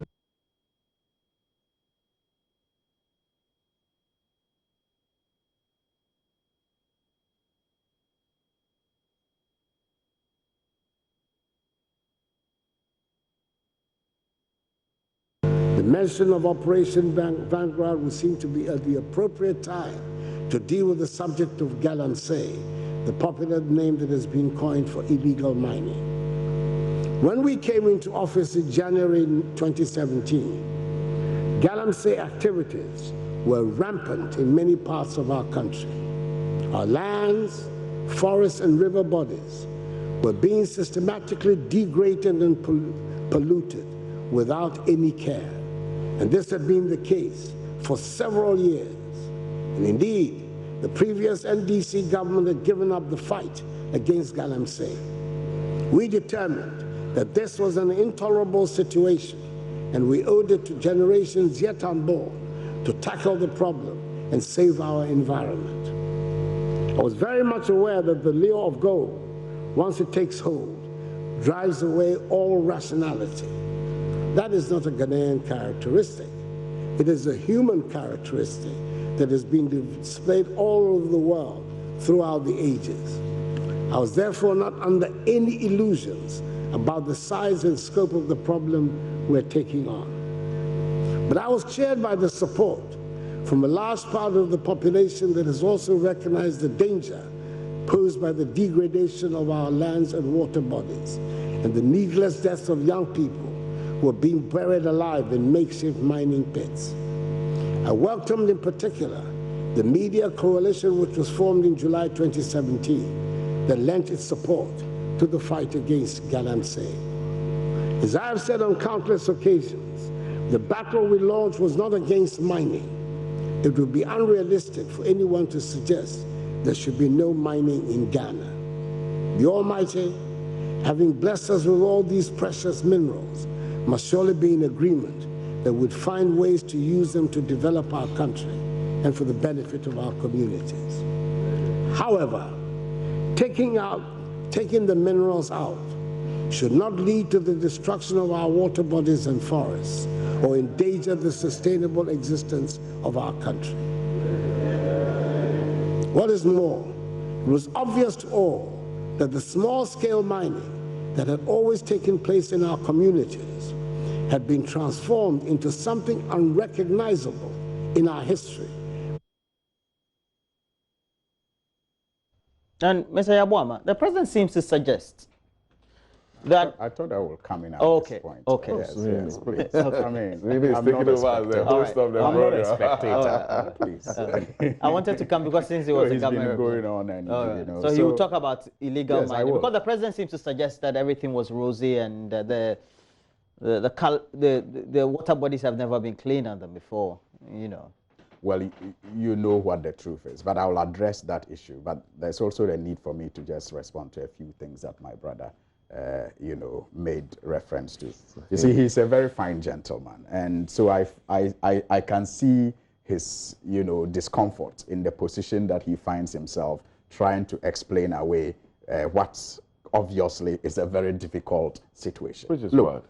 we have had democratically elected dictators in the world.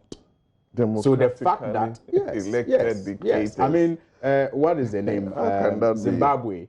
Robert Mugabe was elected overwhelmingly so many times, but when they list, you know, the names of dictators in Africa, he does not escape mention. You can disagree or agree with the reasons why he's added, but I'm saying that you have had, you know, democracies that have, you know, done things that are tyrannical in nature. For example, your regime have always bastardized Osajifo Dr. Kwame Nkrumah for the introduction of the PDA. But that was actually passed by Parliament.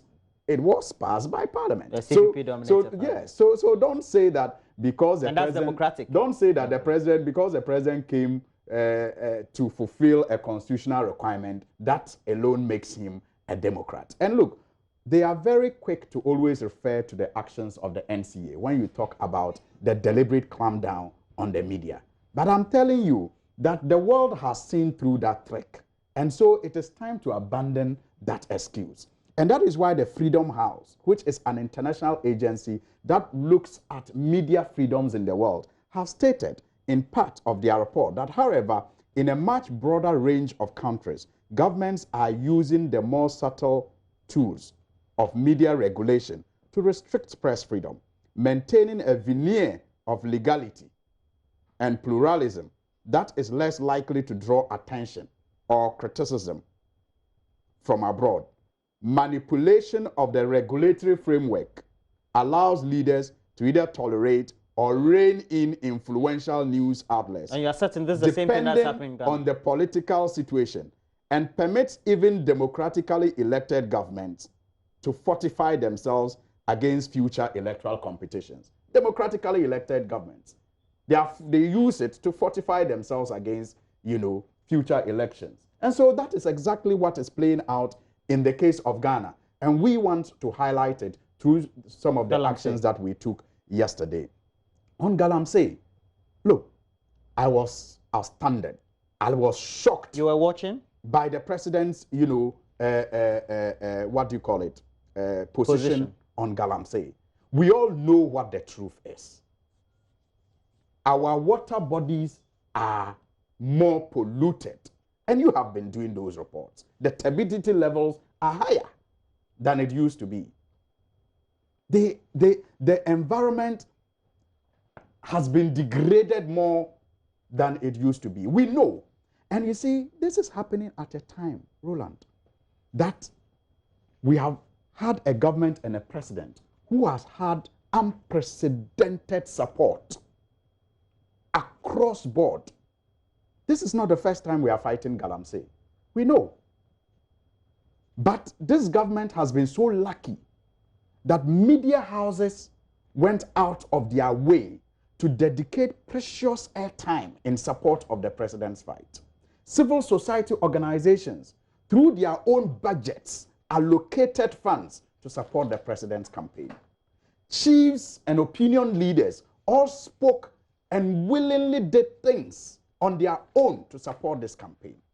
And that is why the failure of this campaign is so much hurtful. And I'm sure they all did that because they trusted the president when he said he was putting his presidency on the line. And if for nothing at all, Roland, what happened to step aside whilst investigations continue? What happened to that? What happened to that? The president now wants us to believe that he is in control of nothing, not even the power to ask those he put in charge, who through their negligence or complicity have led to, like he said, a few missing excavators. What do you mean by people he's put in charge? He put them in charge. The interministerial committee was put in place by the president. And you said she told them what? And if under their watch, like he himself admitted in that statement, a few missing excavators have arisen, doesn't he have the power, whilst he claims the CID is investigating, to ask those people who indeed, if they have left him down, but it's not through his own support, can't he just ask them to step aside whilst investigations continue? What happened to that? But he won't. Because it is in nature, it is in his nature to protect and cover up the president said a few all his appointees. The president Yes, said he said a few yeah, I don't think you've read the president's statement.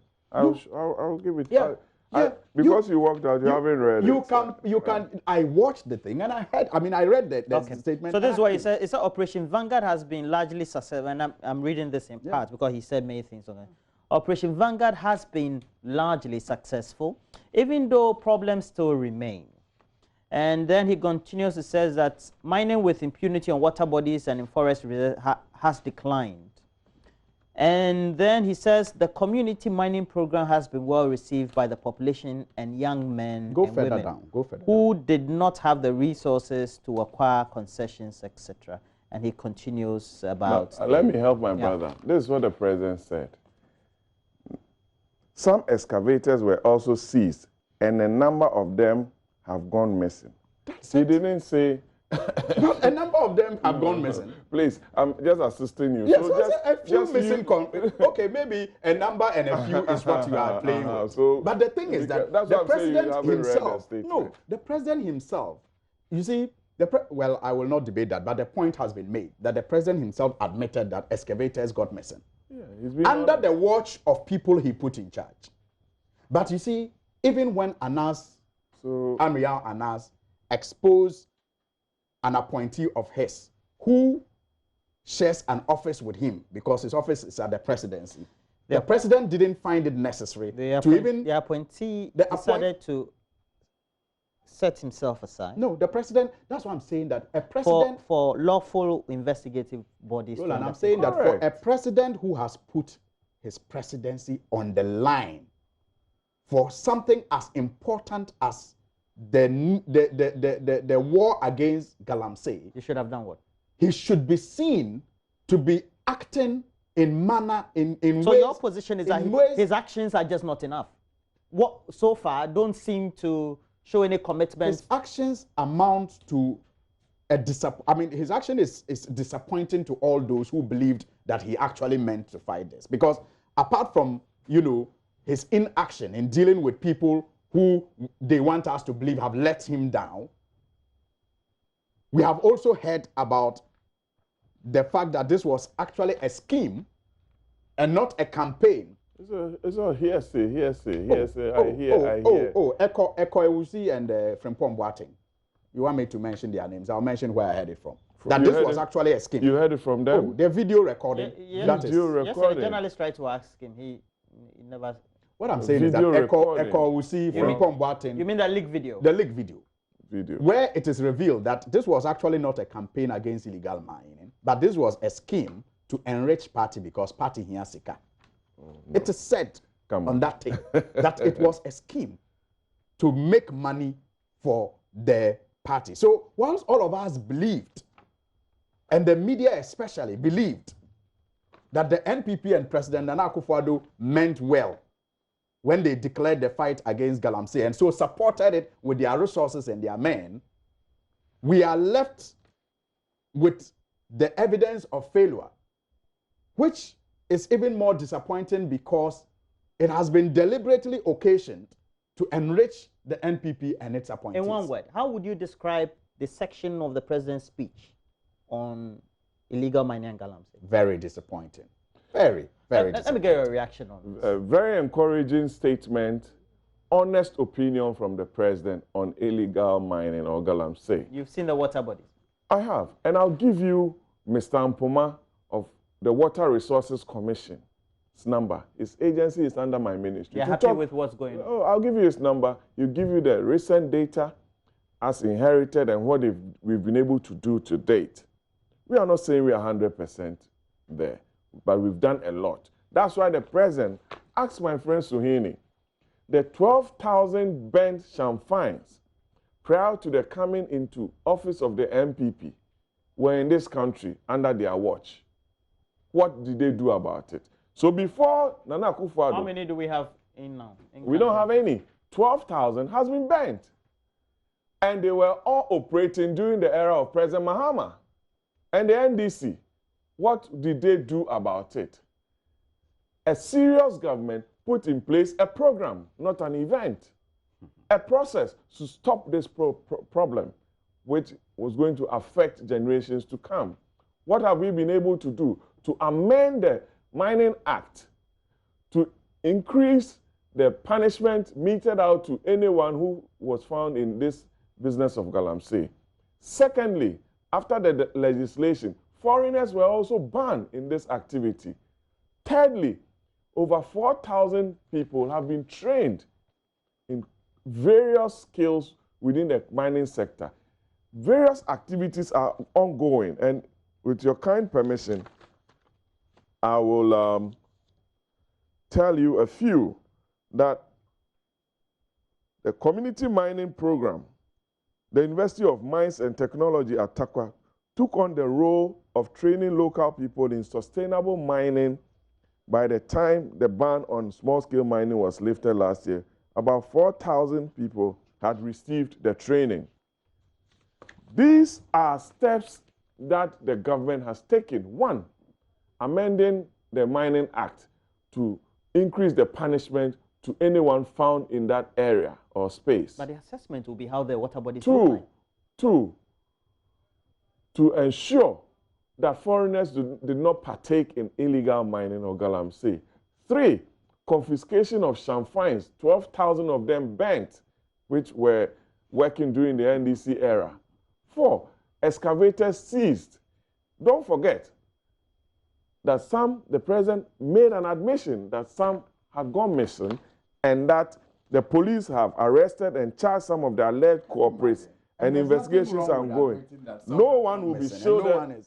Listen to the president. No one will be shielded, no matter what their positions or political colors. So it rests on. Can I finish? I understand. But what I'm saying is that, please, let me. I will not permit you. Okay. I gave you the space. All right, go on. What is required of a responsible opposition and the media that I respect in this country is to follow through with the arrest, investigations, court proceedings, and prosecutions of all those who have been arrested. To give... Mr. Patrick Yabuama. Yes, please. You say the program of action is a process. Not an event. Series of events for which we have a beginning and then an end date. Yes. Now you didn't let me finish. No, because what you're saying. I'm saying that I cannot let you land based on that, because you see you are saying the media should follow through with the individual cases. Yes. The media too has been following an indication of what the government is doing with the stories of the beneficiaries of this process of events. I commend you for that. Which have indicated that the people are worse off than the beginning of this process of events. Which people are worse off? The beneficiaries of this intended policy of the president. Which is what? I just want their water bodies are extremely polluted. That's why I'm saying that, Roland. I'm going to give you Mr. Ampuma's number at Water Resources I have Commission. you here. Deputy Minister of Sanitation. You said I should go. Because the water bodies are, you're not worried. I'm very worried. Great. I came back from Takoradi last Sunday. And that is why Suhini and his folks are saying that the president should be seen, knowing that he even divided a ministry that was supposed to have been more responsible. And his folks are on an agenda. Let's look at what the substance, what we are doing to ensure. But I'm telling you, we deserve better. Before we came into office, galamsey was there. There were 12,000 champagnes. Everybody admits that. That's why the president came. That's why the president came with the policy. It was being fought. Yes, galamsey was there, but don't make it sound like it was being. Oh no. We have taken the necessary steps through legislation, through an executive power, through actions to end that canker. And I believe that we are on course. We'll continue to fight it. People are difficult. People are stuck in their old ways, but you need the moral right and the power to fight it. And that is what the president And you said the prosecution of those found to have infringed on it. I believe in the president's statement and his commitment.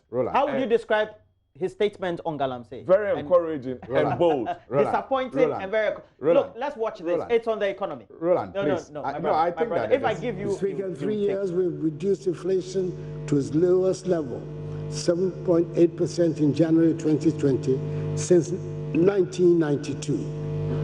For the first time in over 40 years, we've had a fiscal deficit below 5% of GDP for 3 years in a row. For the first time in over 20 years, the balance of trade, that is the difference between our exports and imports, has been in surplus for 3 consecutive years. Our current account deficit is shrinking, interest rates are declining, and the average annual rate of depreciation of the cedi is at its lowest for any first-term government in the Fourth Republic. Our economic growth has rebounded to place Ghana among the fastest-growing economies in the world for 3 years in a row at an annual average of 7% GDP growth, up from 3.4% in 2016, the lowest in nearly 3 decades. The international investor community has recognized this development, resulting in Ghana today being the largest recipient of foreign direct investment in West Africa. The sovereign credit ratings agencies have upgraded our ratings and also improved the outlook for this year, notwithstanding the fact that it is an election year. This is a massive vote of confidence in the current management of the economy, as best illustrated by Ghana's successful issue of the longest dated Euro bond.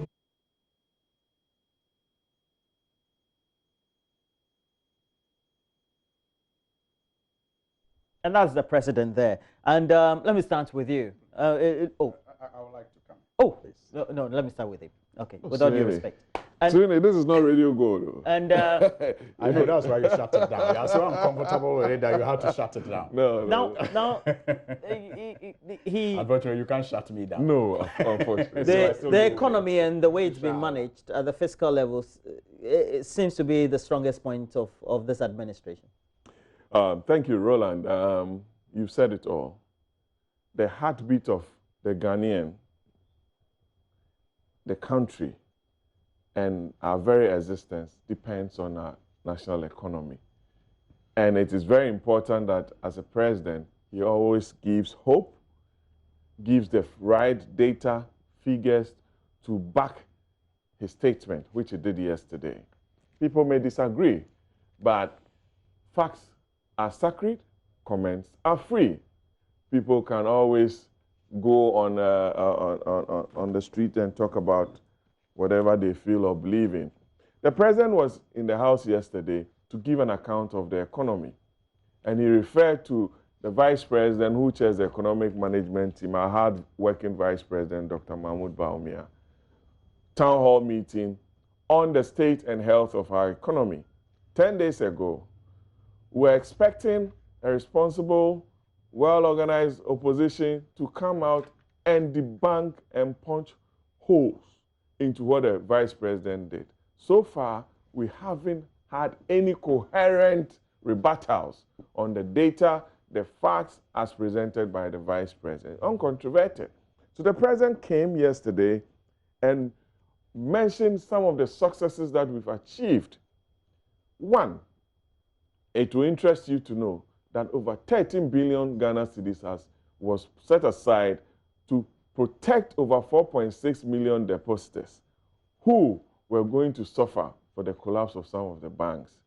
Secondly, over 5 billion from next week will be dispersed to the rest of depositors in the savings and microfinance sector who did not have any hope but for this government and the president and his hard-working economic management team. We had DKM collapsing under the NDC. We had a lot of financial institutions who were all on life support. But we've taken the bull by the horn and we are going to pay and settle them. Secondly, if you look at the rate of inflation, lowest in 20 years, 7.8 since 1992. Surplus, the best in 20 years. GDP growth, sector by sector, we are on a positive tangent. It's not controverted. Data from the Bank of Ghana, from our international agencies, from Moody's, from Fitch, from Standard & Poor's, all went to support our, how do you call it, our international capital market search to raise the $3 billion to support the budget at one of the best rates for the economy. The CD with the NDC were holding weekly press conference, very stable, and the rate of depreciation at an all-time best, according to a report that we have. All in all, we have a solid economic fundamental to be proud of. The investor community is proud of what we are doing. The Ghanaian business community, yesterday, a couple of days ago, I listened to Mr. Alassane and Danny, and he was very, very emphatic that regulations and competence is helping to ensure a solid growth of the economy and the stabilization of the cedi against major international currencies. I believe that we are on track. We haven't done everything, and we believe that come 2021 and before the end of the year, the cedi will continue to show a lot of strength against other currencies. Economic data will improve. Investors will be encouraged at what government is doing. VW is coming, Hyundai, Volkswagen, and all the major automobile companies are all trying to set up here. It's not because of anything. It's because of the competence and the program of His Excellency the President, Nana Addo Dankwa Akufo-Addo. Have you gone down the streets of I your... have. Always, so, Kaikwe Central, which communities are your name some of them. Abekan, La Paz, all those selling on the street. They say business is good. It's at the micro level that Ghanaians have difficulties Let me tell you. And it's all because of, they say, decisions taken by the Bank of Ghana supported by government cabinet. I do my door-to-door campaign. And you don't hear these let me tell you. And I was with the car dealers at Apenkwa, flat top area. They told me, Honorable, to see our cars, you're top. That is at the you can go there. In Ghana? Yes. I was very, very happy with the honest assertion by the dealers there. When the ordinary person on the street that we talk to on daily basis in stories say they can't now go to any microcredit institution or microfinance institution to get the 5,000, the 2,000 that they used to get, because the institutions have now seen that there's no certainty that the ordinary person can pay back in time. It's not true, because they have also, with a good corporate governance model and structures that the Bank of Ghana has put in place to ensure that there's health in their operations. There's good corporate governance. Which part of Abekan and Flat Top did you go to? You went to speak to car dealers. Obviously, an owner of a car dealership is not an ordinary Ghanaian. It's not a suffering person. Markets, I go to every place. They will tell you that I'm always around the community, talking to them. And I can assure you that the economy is in good health. We are on a positive tangent, and we all live to see. Thank you. Roland, before we tackle the economy, in one of your pictures, I saw that you showed the excavator. I wish you could put it. The Galamsey excavator. Yes. You know, look at the size of an excavator. And the president says a number of them got missing. Roland, be honest with me. If you have a watchman at home and you leave the watchman in the care of even your dog, and you come home and the watchman tells you that your dog is missing, and you report to the police to investigate, the following day, will you let the watchman come back to work? Let's just be sincere. It is that simple. Even before the police tell you that your watchman is responsible, I don't think you will allow your watchman to come back to work.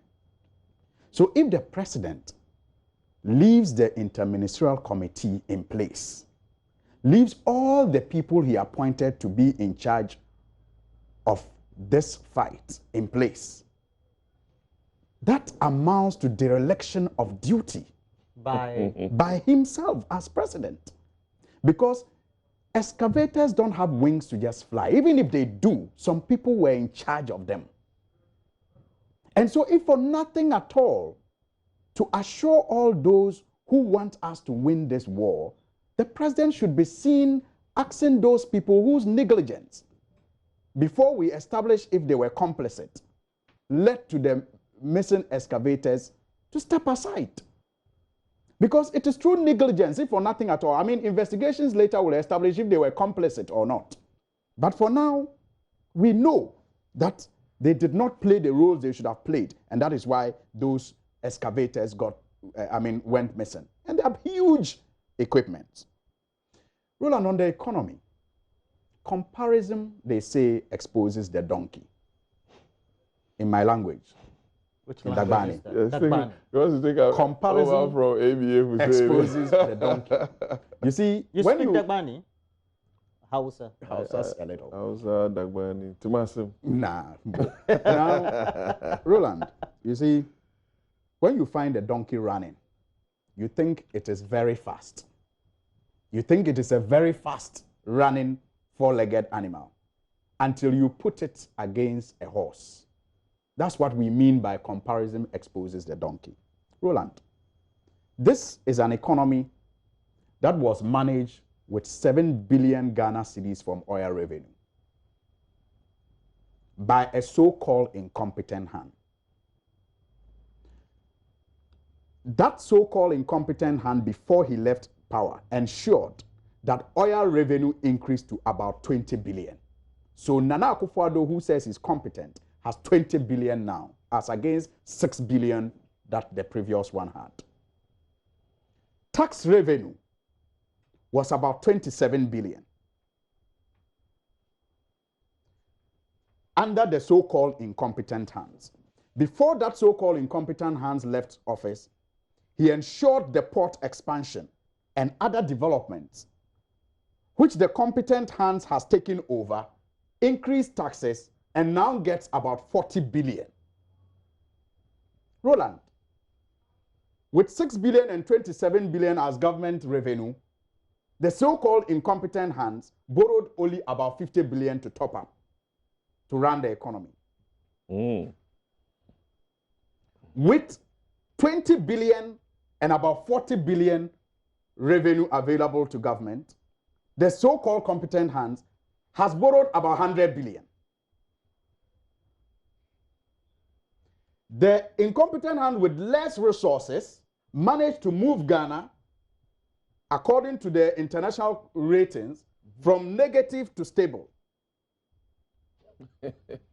Negative now, to stable. Now you have a competent man with more resources, triple the size of the resources, and he has also moved it just by one step.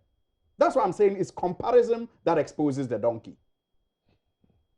So when you have a man running up a hill and doing 1 minute, 100 meters, doing 100 meters in 1 minute, and then you have another man running down a hill and also doing 100 meters in 1 minute, you know who is superior. You know who is superior. The one running up the hill. I thought you were going to challenge. You said we shouldn't interrupt. Okay. Challenge the data. No, I'm saying that we know who is superior. It is that comparison that will expose the donkey. Again, the so-called incompetent hands with less resources was working under certain rigidities, which he fixed for the competent hands. For example, the single spine that was signed by President Kufuor was a rigidity under our economy. And with less money, he still managed it. Oil prices. So your point of argument is that you accept that the fiscals are well. I am telling you. It's in context. That is why, exactly. That's why I'm telling you that if a man was running up a hill, and doing 100 meters in 1 minute, if you have another man running down a hill and doing 100 meters in 1 minute or even 50 seconds, he does not deserve praise. Because it tells you that the man who was running up the hill and doing 100 meters in 1 minute, if he was the same man running down the hill, he would have perhaps done 100 meters in 30 seconds. All right, it's here that I take some phone calls. Let's go to Abdul Ganiyu from Mankaregu. Abdul. Mankaregu. Abdul. Yes, boss. Do I have you from Mankaregu? Yes, good morning to you. And okay, please, can we... well, yes. Just speak up a bit. Yes.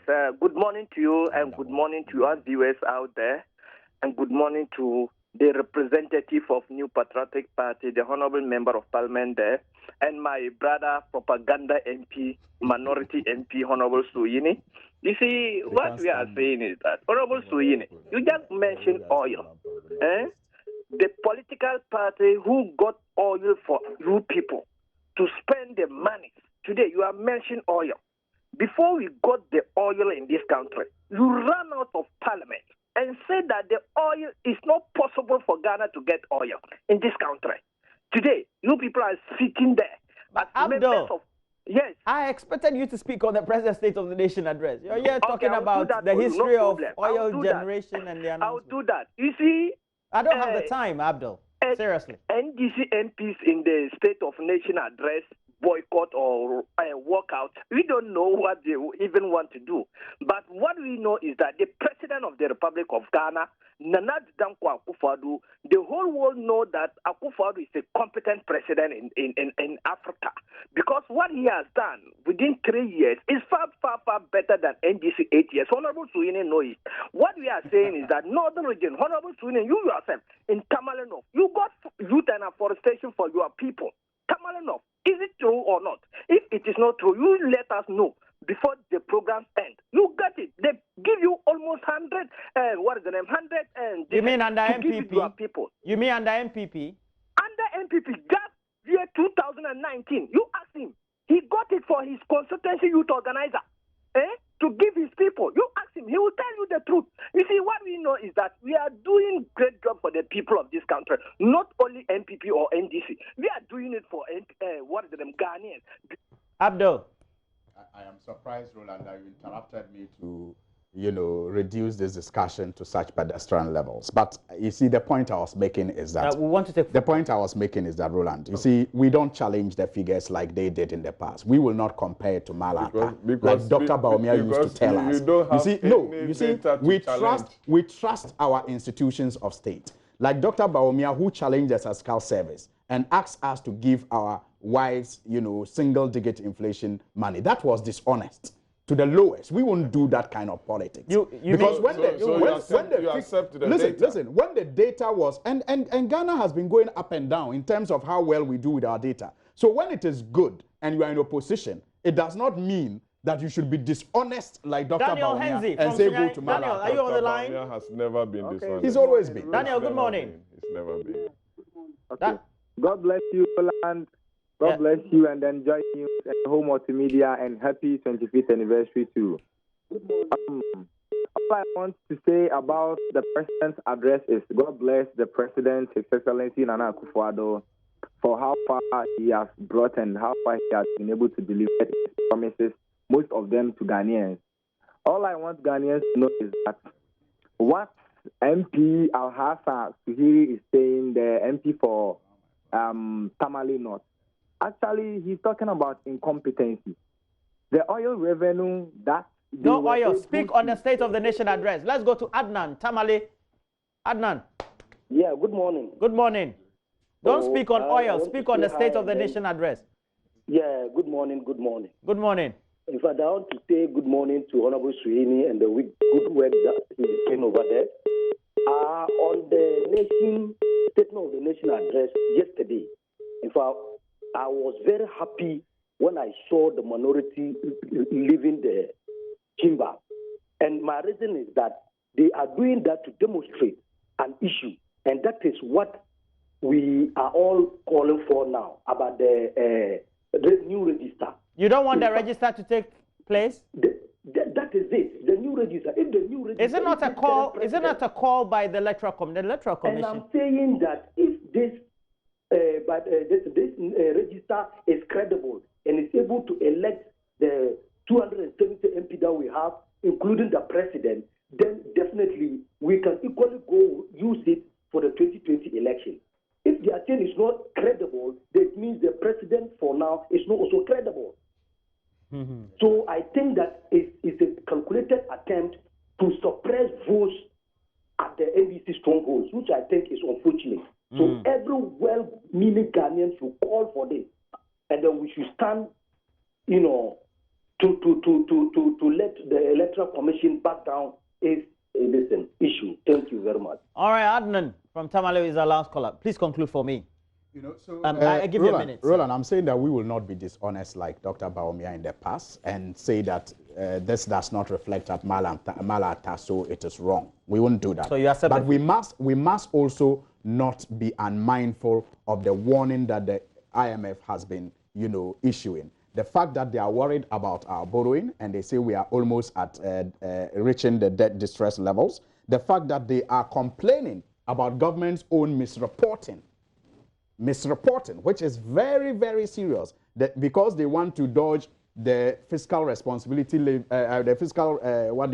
responsibility act of not exceeding 5% deficit levels. They are misreporting, and the IMF has exposed this, that our fiscal deficit is actually beyond the 5% that they have posted. And the IMF is cautioning against it. Again, that same IMF has warned that our international reserves are low, which again, portends some trouble for us ahead in the future. And so even though we will not act dishonestly and claim that if you say the economy is good, give your wife, interest rate, chop money, or visit Malata market, like our dishonorable vice president used to do. We won't do that. We will only point to the red flags that are raised, even as we celebrate this, or as we acknowledge these positive signs of our economy. But we'll point to the red flags raised by the IMF in terms of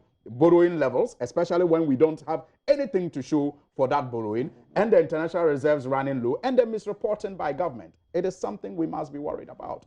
A minute. Thank you, Roland. 60 seconds. Oh, yesterday. You have had so much yesterday, time. I want to we protest observed at the highest level an opposition that was not ready for power, that was disrespectful to the world, that was disrespectful to the constitution of this country, that was disrespectful to their own founder. Secondly, we saw a serious president who has delivered and has kept his promise. We saw a serious government being accountable to the country in conformity with the constitution. We saw the delivery of the president in all the 7 or 8 areas that has generally improved the economy, in the area of foreign policy, in the area of economy, in the area of my brother's kingdom, where I love Dagbon. There's total peace in Dagbon. God bless you. Agri, trade, education, water and sanitation, security and defense. Just be careful. Because the people of Dagbon are watching. And there are some developments that people are There is relative peace in Dagbon. Maybe you can say. Yes, there's relative peace in Dagbon. The economy is on a sound footing. The vice president is an honest person. The president is an honest person. We have a competent team, and we are believing in the good people of Ghana to give us power come December 7, 2020. And say good morning to the good people of Okaikwe Central in my constituency. I wish them well and have a blessed day. God bless you all. And also to the constituents of Tamale North. Suhini says that, well, all of you have a good day. I think because he has been denying me the time. He wants to appease me by that. Yeah. So the constituents of let me repeat it. By denying me time. Friends in arms. But I've had in the studio Member of Parliament for Tamale North, Alasan Suhini. Thank you for passing through. We tend to fight very often when we come. I think it's just one of the few times we've agreed on the way we've treated each other, or I have treated him on the show. When they walk out on State of Nation, it wasn't only swearing in, they boycotted us. The State of Nation by President Mahama, they boycotted. But that one was not embarrassing. That was not disgracing President Kufuor, who even wanted to attend the swearing in, and they went to block his house. Look at that. That wasn't that was disrespectful. But it's all right. Patrick Yabuama is the Deputy Minister Sanitation, Okankwe Central Member of Parliament. Thank you. Thank you very much, and good morning to everybody. You and this is your greeting. Thanks for staying with us. You're still watching the AM show. Now, Joy Prime, with support from Muti, brings you Race for Heart. It's a health walk to make people aware of the need to do more exercise to protect their hearts, and also a free health screening. We're talking sugar level, high blood pressure, BMI, and medical consultation. That's coming up on the 29th of this month. And ahead of that, we want to have a conversation with some of our partners. So Fosua Frimpong is a physician engagement senior associate with M Pharma. Good to have you. Thank you. First of all, explain E Pharma and then Muti. Okay, so M Pharma is basically a pharmaceutical services company, and Muti is the retail arm of M Pharma. Okay. So it's through Muti that we interface with our customers or our patients directly. Muti is basically a membership-based service being offered by M Pharma that allows patients to easily access and afford their medication. So that is just what So Muti practically, is. how does it work? Yes. I'm a so, patient. Yes. Practically, if you wanted to get drugs, just like you walk into any other pharmacy to buy your medication, you call us or reach us through any of our platforms on social media, and then you send your prescription to us if it is a prescription drug. Via WhatsApp, we've got a link that you can use to send the prescription. Or then you can just, if it's over the counter, you can just call and tell us what you need. And then we package it, we dispense and package and get it dispatched to you wherever you are, anywhere in Accra. Really? Yes. You've always been around? We have. Like, this is like the first time I'm hearing anything this, like yes. this. And this is like convenience right Yes. there. Convenience. Everybody's shifting towards convenience. So yes, this is how we thought we could best, catch up and get into that. So you're everywhere in Accra or other parts of the country as well? Well, we're in other parts of the country for our other businesses, but we arrange for deliveries out of Accra if need be. Yes. So any kind of drug at all? Yes, any kind of drug. It's like any other retail pharmacy, just that it's not walking. You have to call and then you get your drugs. And this is delivered between what kind of timing are we talking about? Okay, so we work every day from 9 to 5 p.m., 9 a.m. to 5 p.m. Yes. And it doesn't matter where you are in Accra? It doesn't matter where you are in Accra. Okay, this is really cool. There are actually people on the platform already that are really benefiting from the service. Okay, so is there like a bigger, maybe like a page where patients are on? With regards to social media? This is an individual just getting in touch and then placing the order? Yes, on individual basis. But like I said, we're on social media. We're on Instagram, we're on Facebook, so they can reach us through those platforms as well. Okay, let's talk about the race itself and your role. Because towards the end of the conversation, I'll let you remind all of us how to get in touch. But let's talk about the race on the 29th. How are you involved? Okay, so what we're offering as Muti is a health screening. We are collaborating with Joy Prime, and then we're offering the health screening. We would have experts on the ground that would be offering so many different tests and examinations. So we're checking blood pressure, we're checking blood sugar, we're checking BMI, body mass index, and basically lets you know what weight range you're in. So whether you're obese, you're underweight, we know that some of these things are necessary. Most of the time, we all don't get time, so we don't check some of these things. But they are very necessary vitals that we should be aware of. So we would have an expert team there doing all of these tests, and then we would have doctors on hand too that would be available for consultation. So if people have any health concerns, any health issues that they would like to talk to a doctor about, the doctors would be there to attend to them too. Yes. Okay, so I'm sure by now, especially when we said if you have a prescription, you can just call them and let them know and they will deliver. We'll deliver. People are asking, so how can they reach you? So let's talk about that now. You say you've got presence on social media. Yes. Give us the handles. Okay, so we are M Pharma Muti on Instagram and then on Facebook. They can also reach us on WhatsApp via the following numbers. So for WhatsApp is 0248 41 0050. Really quick. I'll take it slow. Okay. 0248 410050. That is for WhatsApp. And then to call or text us, they can do so on that number and also on 055 813 4375. So 055 813 4375. And explain the services again once they call those lines or WhatsApp. Yes.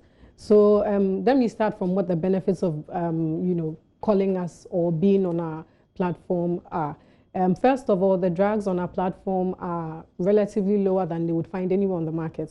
And this is basically because we put very little margins on our products or our drugs. So first of all, you're getting cheaper prices for your drugs.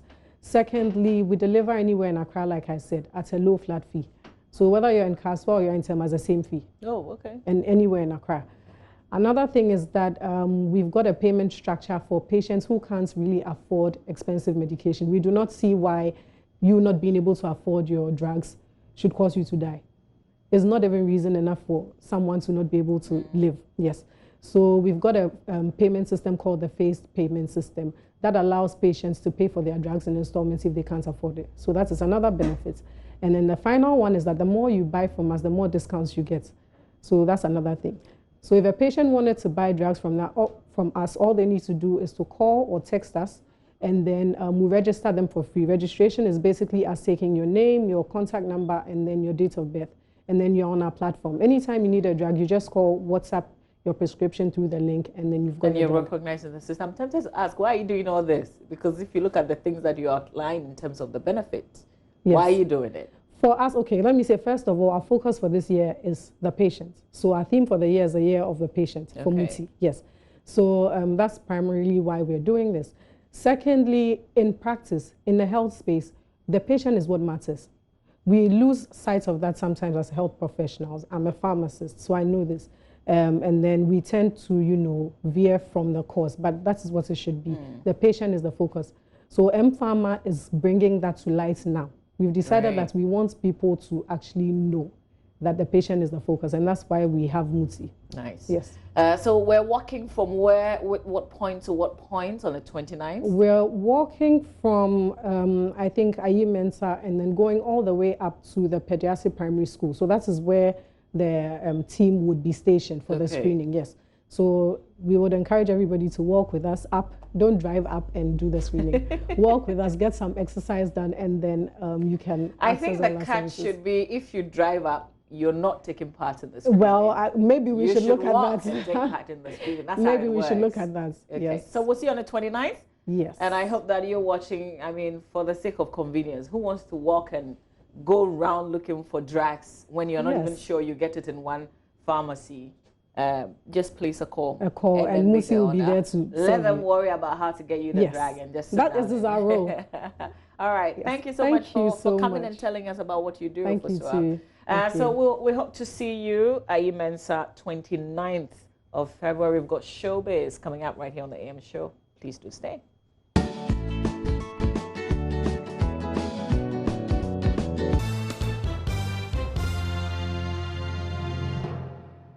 Good morning, my name is Kadi. Welcome to Showbiz here on the AM show. Now to our very first story, President Kufuor has applauded two African Americans, actor Boris Kodjoe and international marketing icon Bozoma St. John, for contributing to the success of the Year of Return. He said the two personalities embraced their Ghanaian heritage and played key roles in the effort to build a lasting bridges between Ghana and the African American community. He stated that the influence of these two have driven a fresh narrative about Ghana to the diaspora.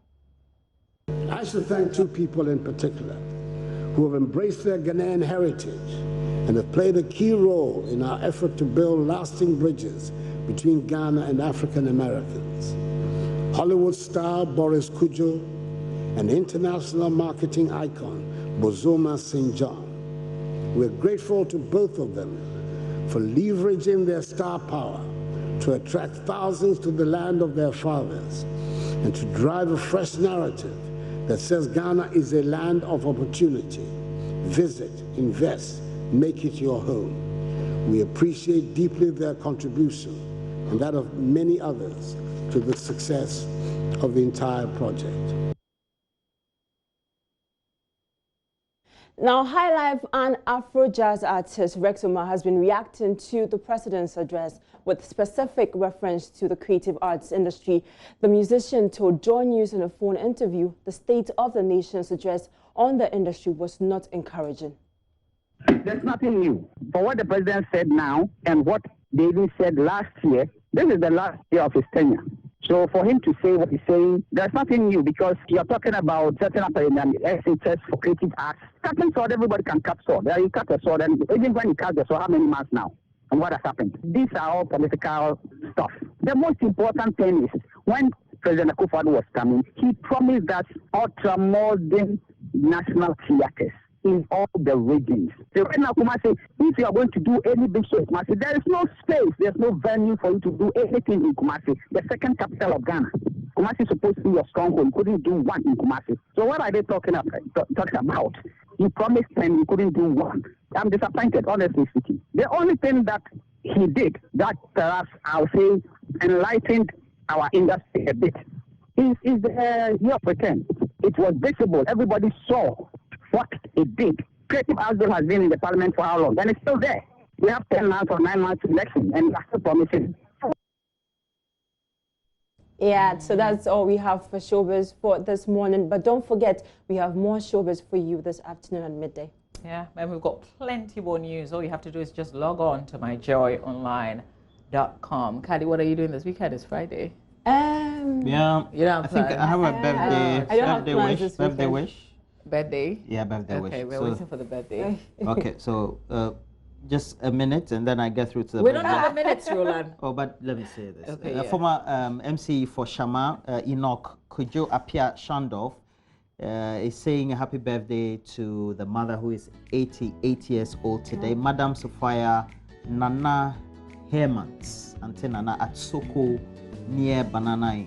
Okay, happy 88th birthday to you, Mom. 88th birthday. All right, enjoy the weekend. I got it ultimately. Let's see you alive on Monday, God willing. So arrive alive wherever you do. I'm back at 10 a.m. on Newsdesk. Bye.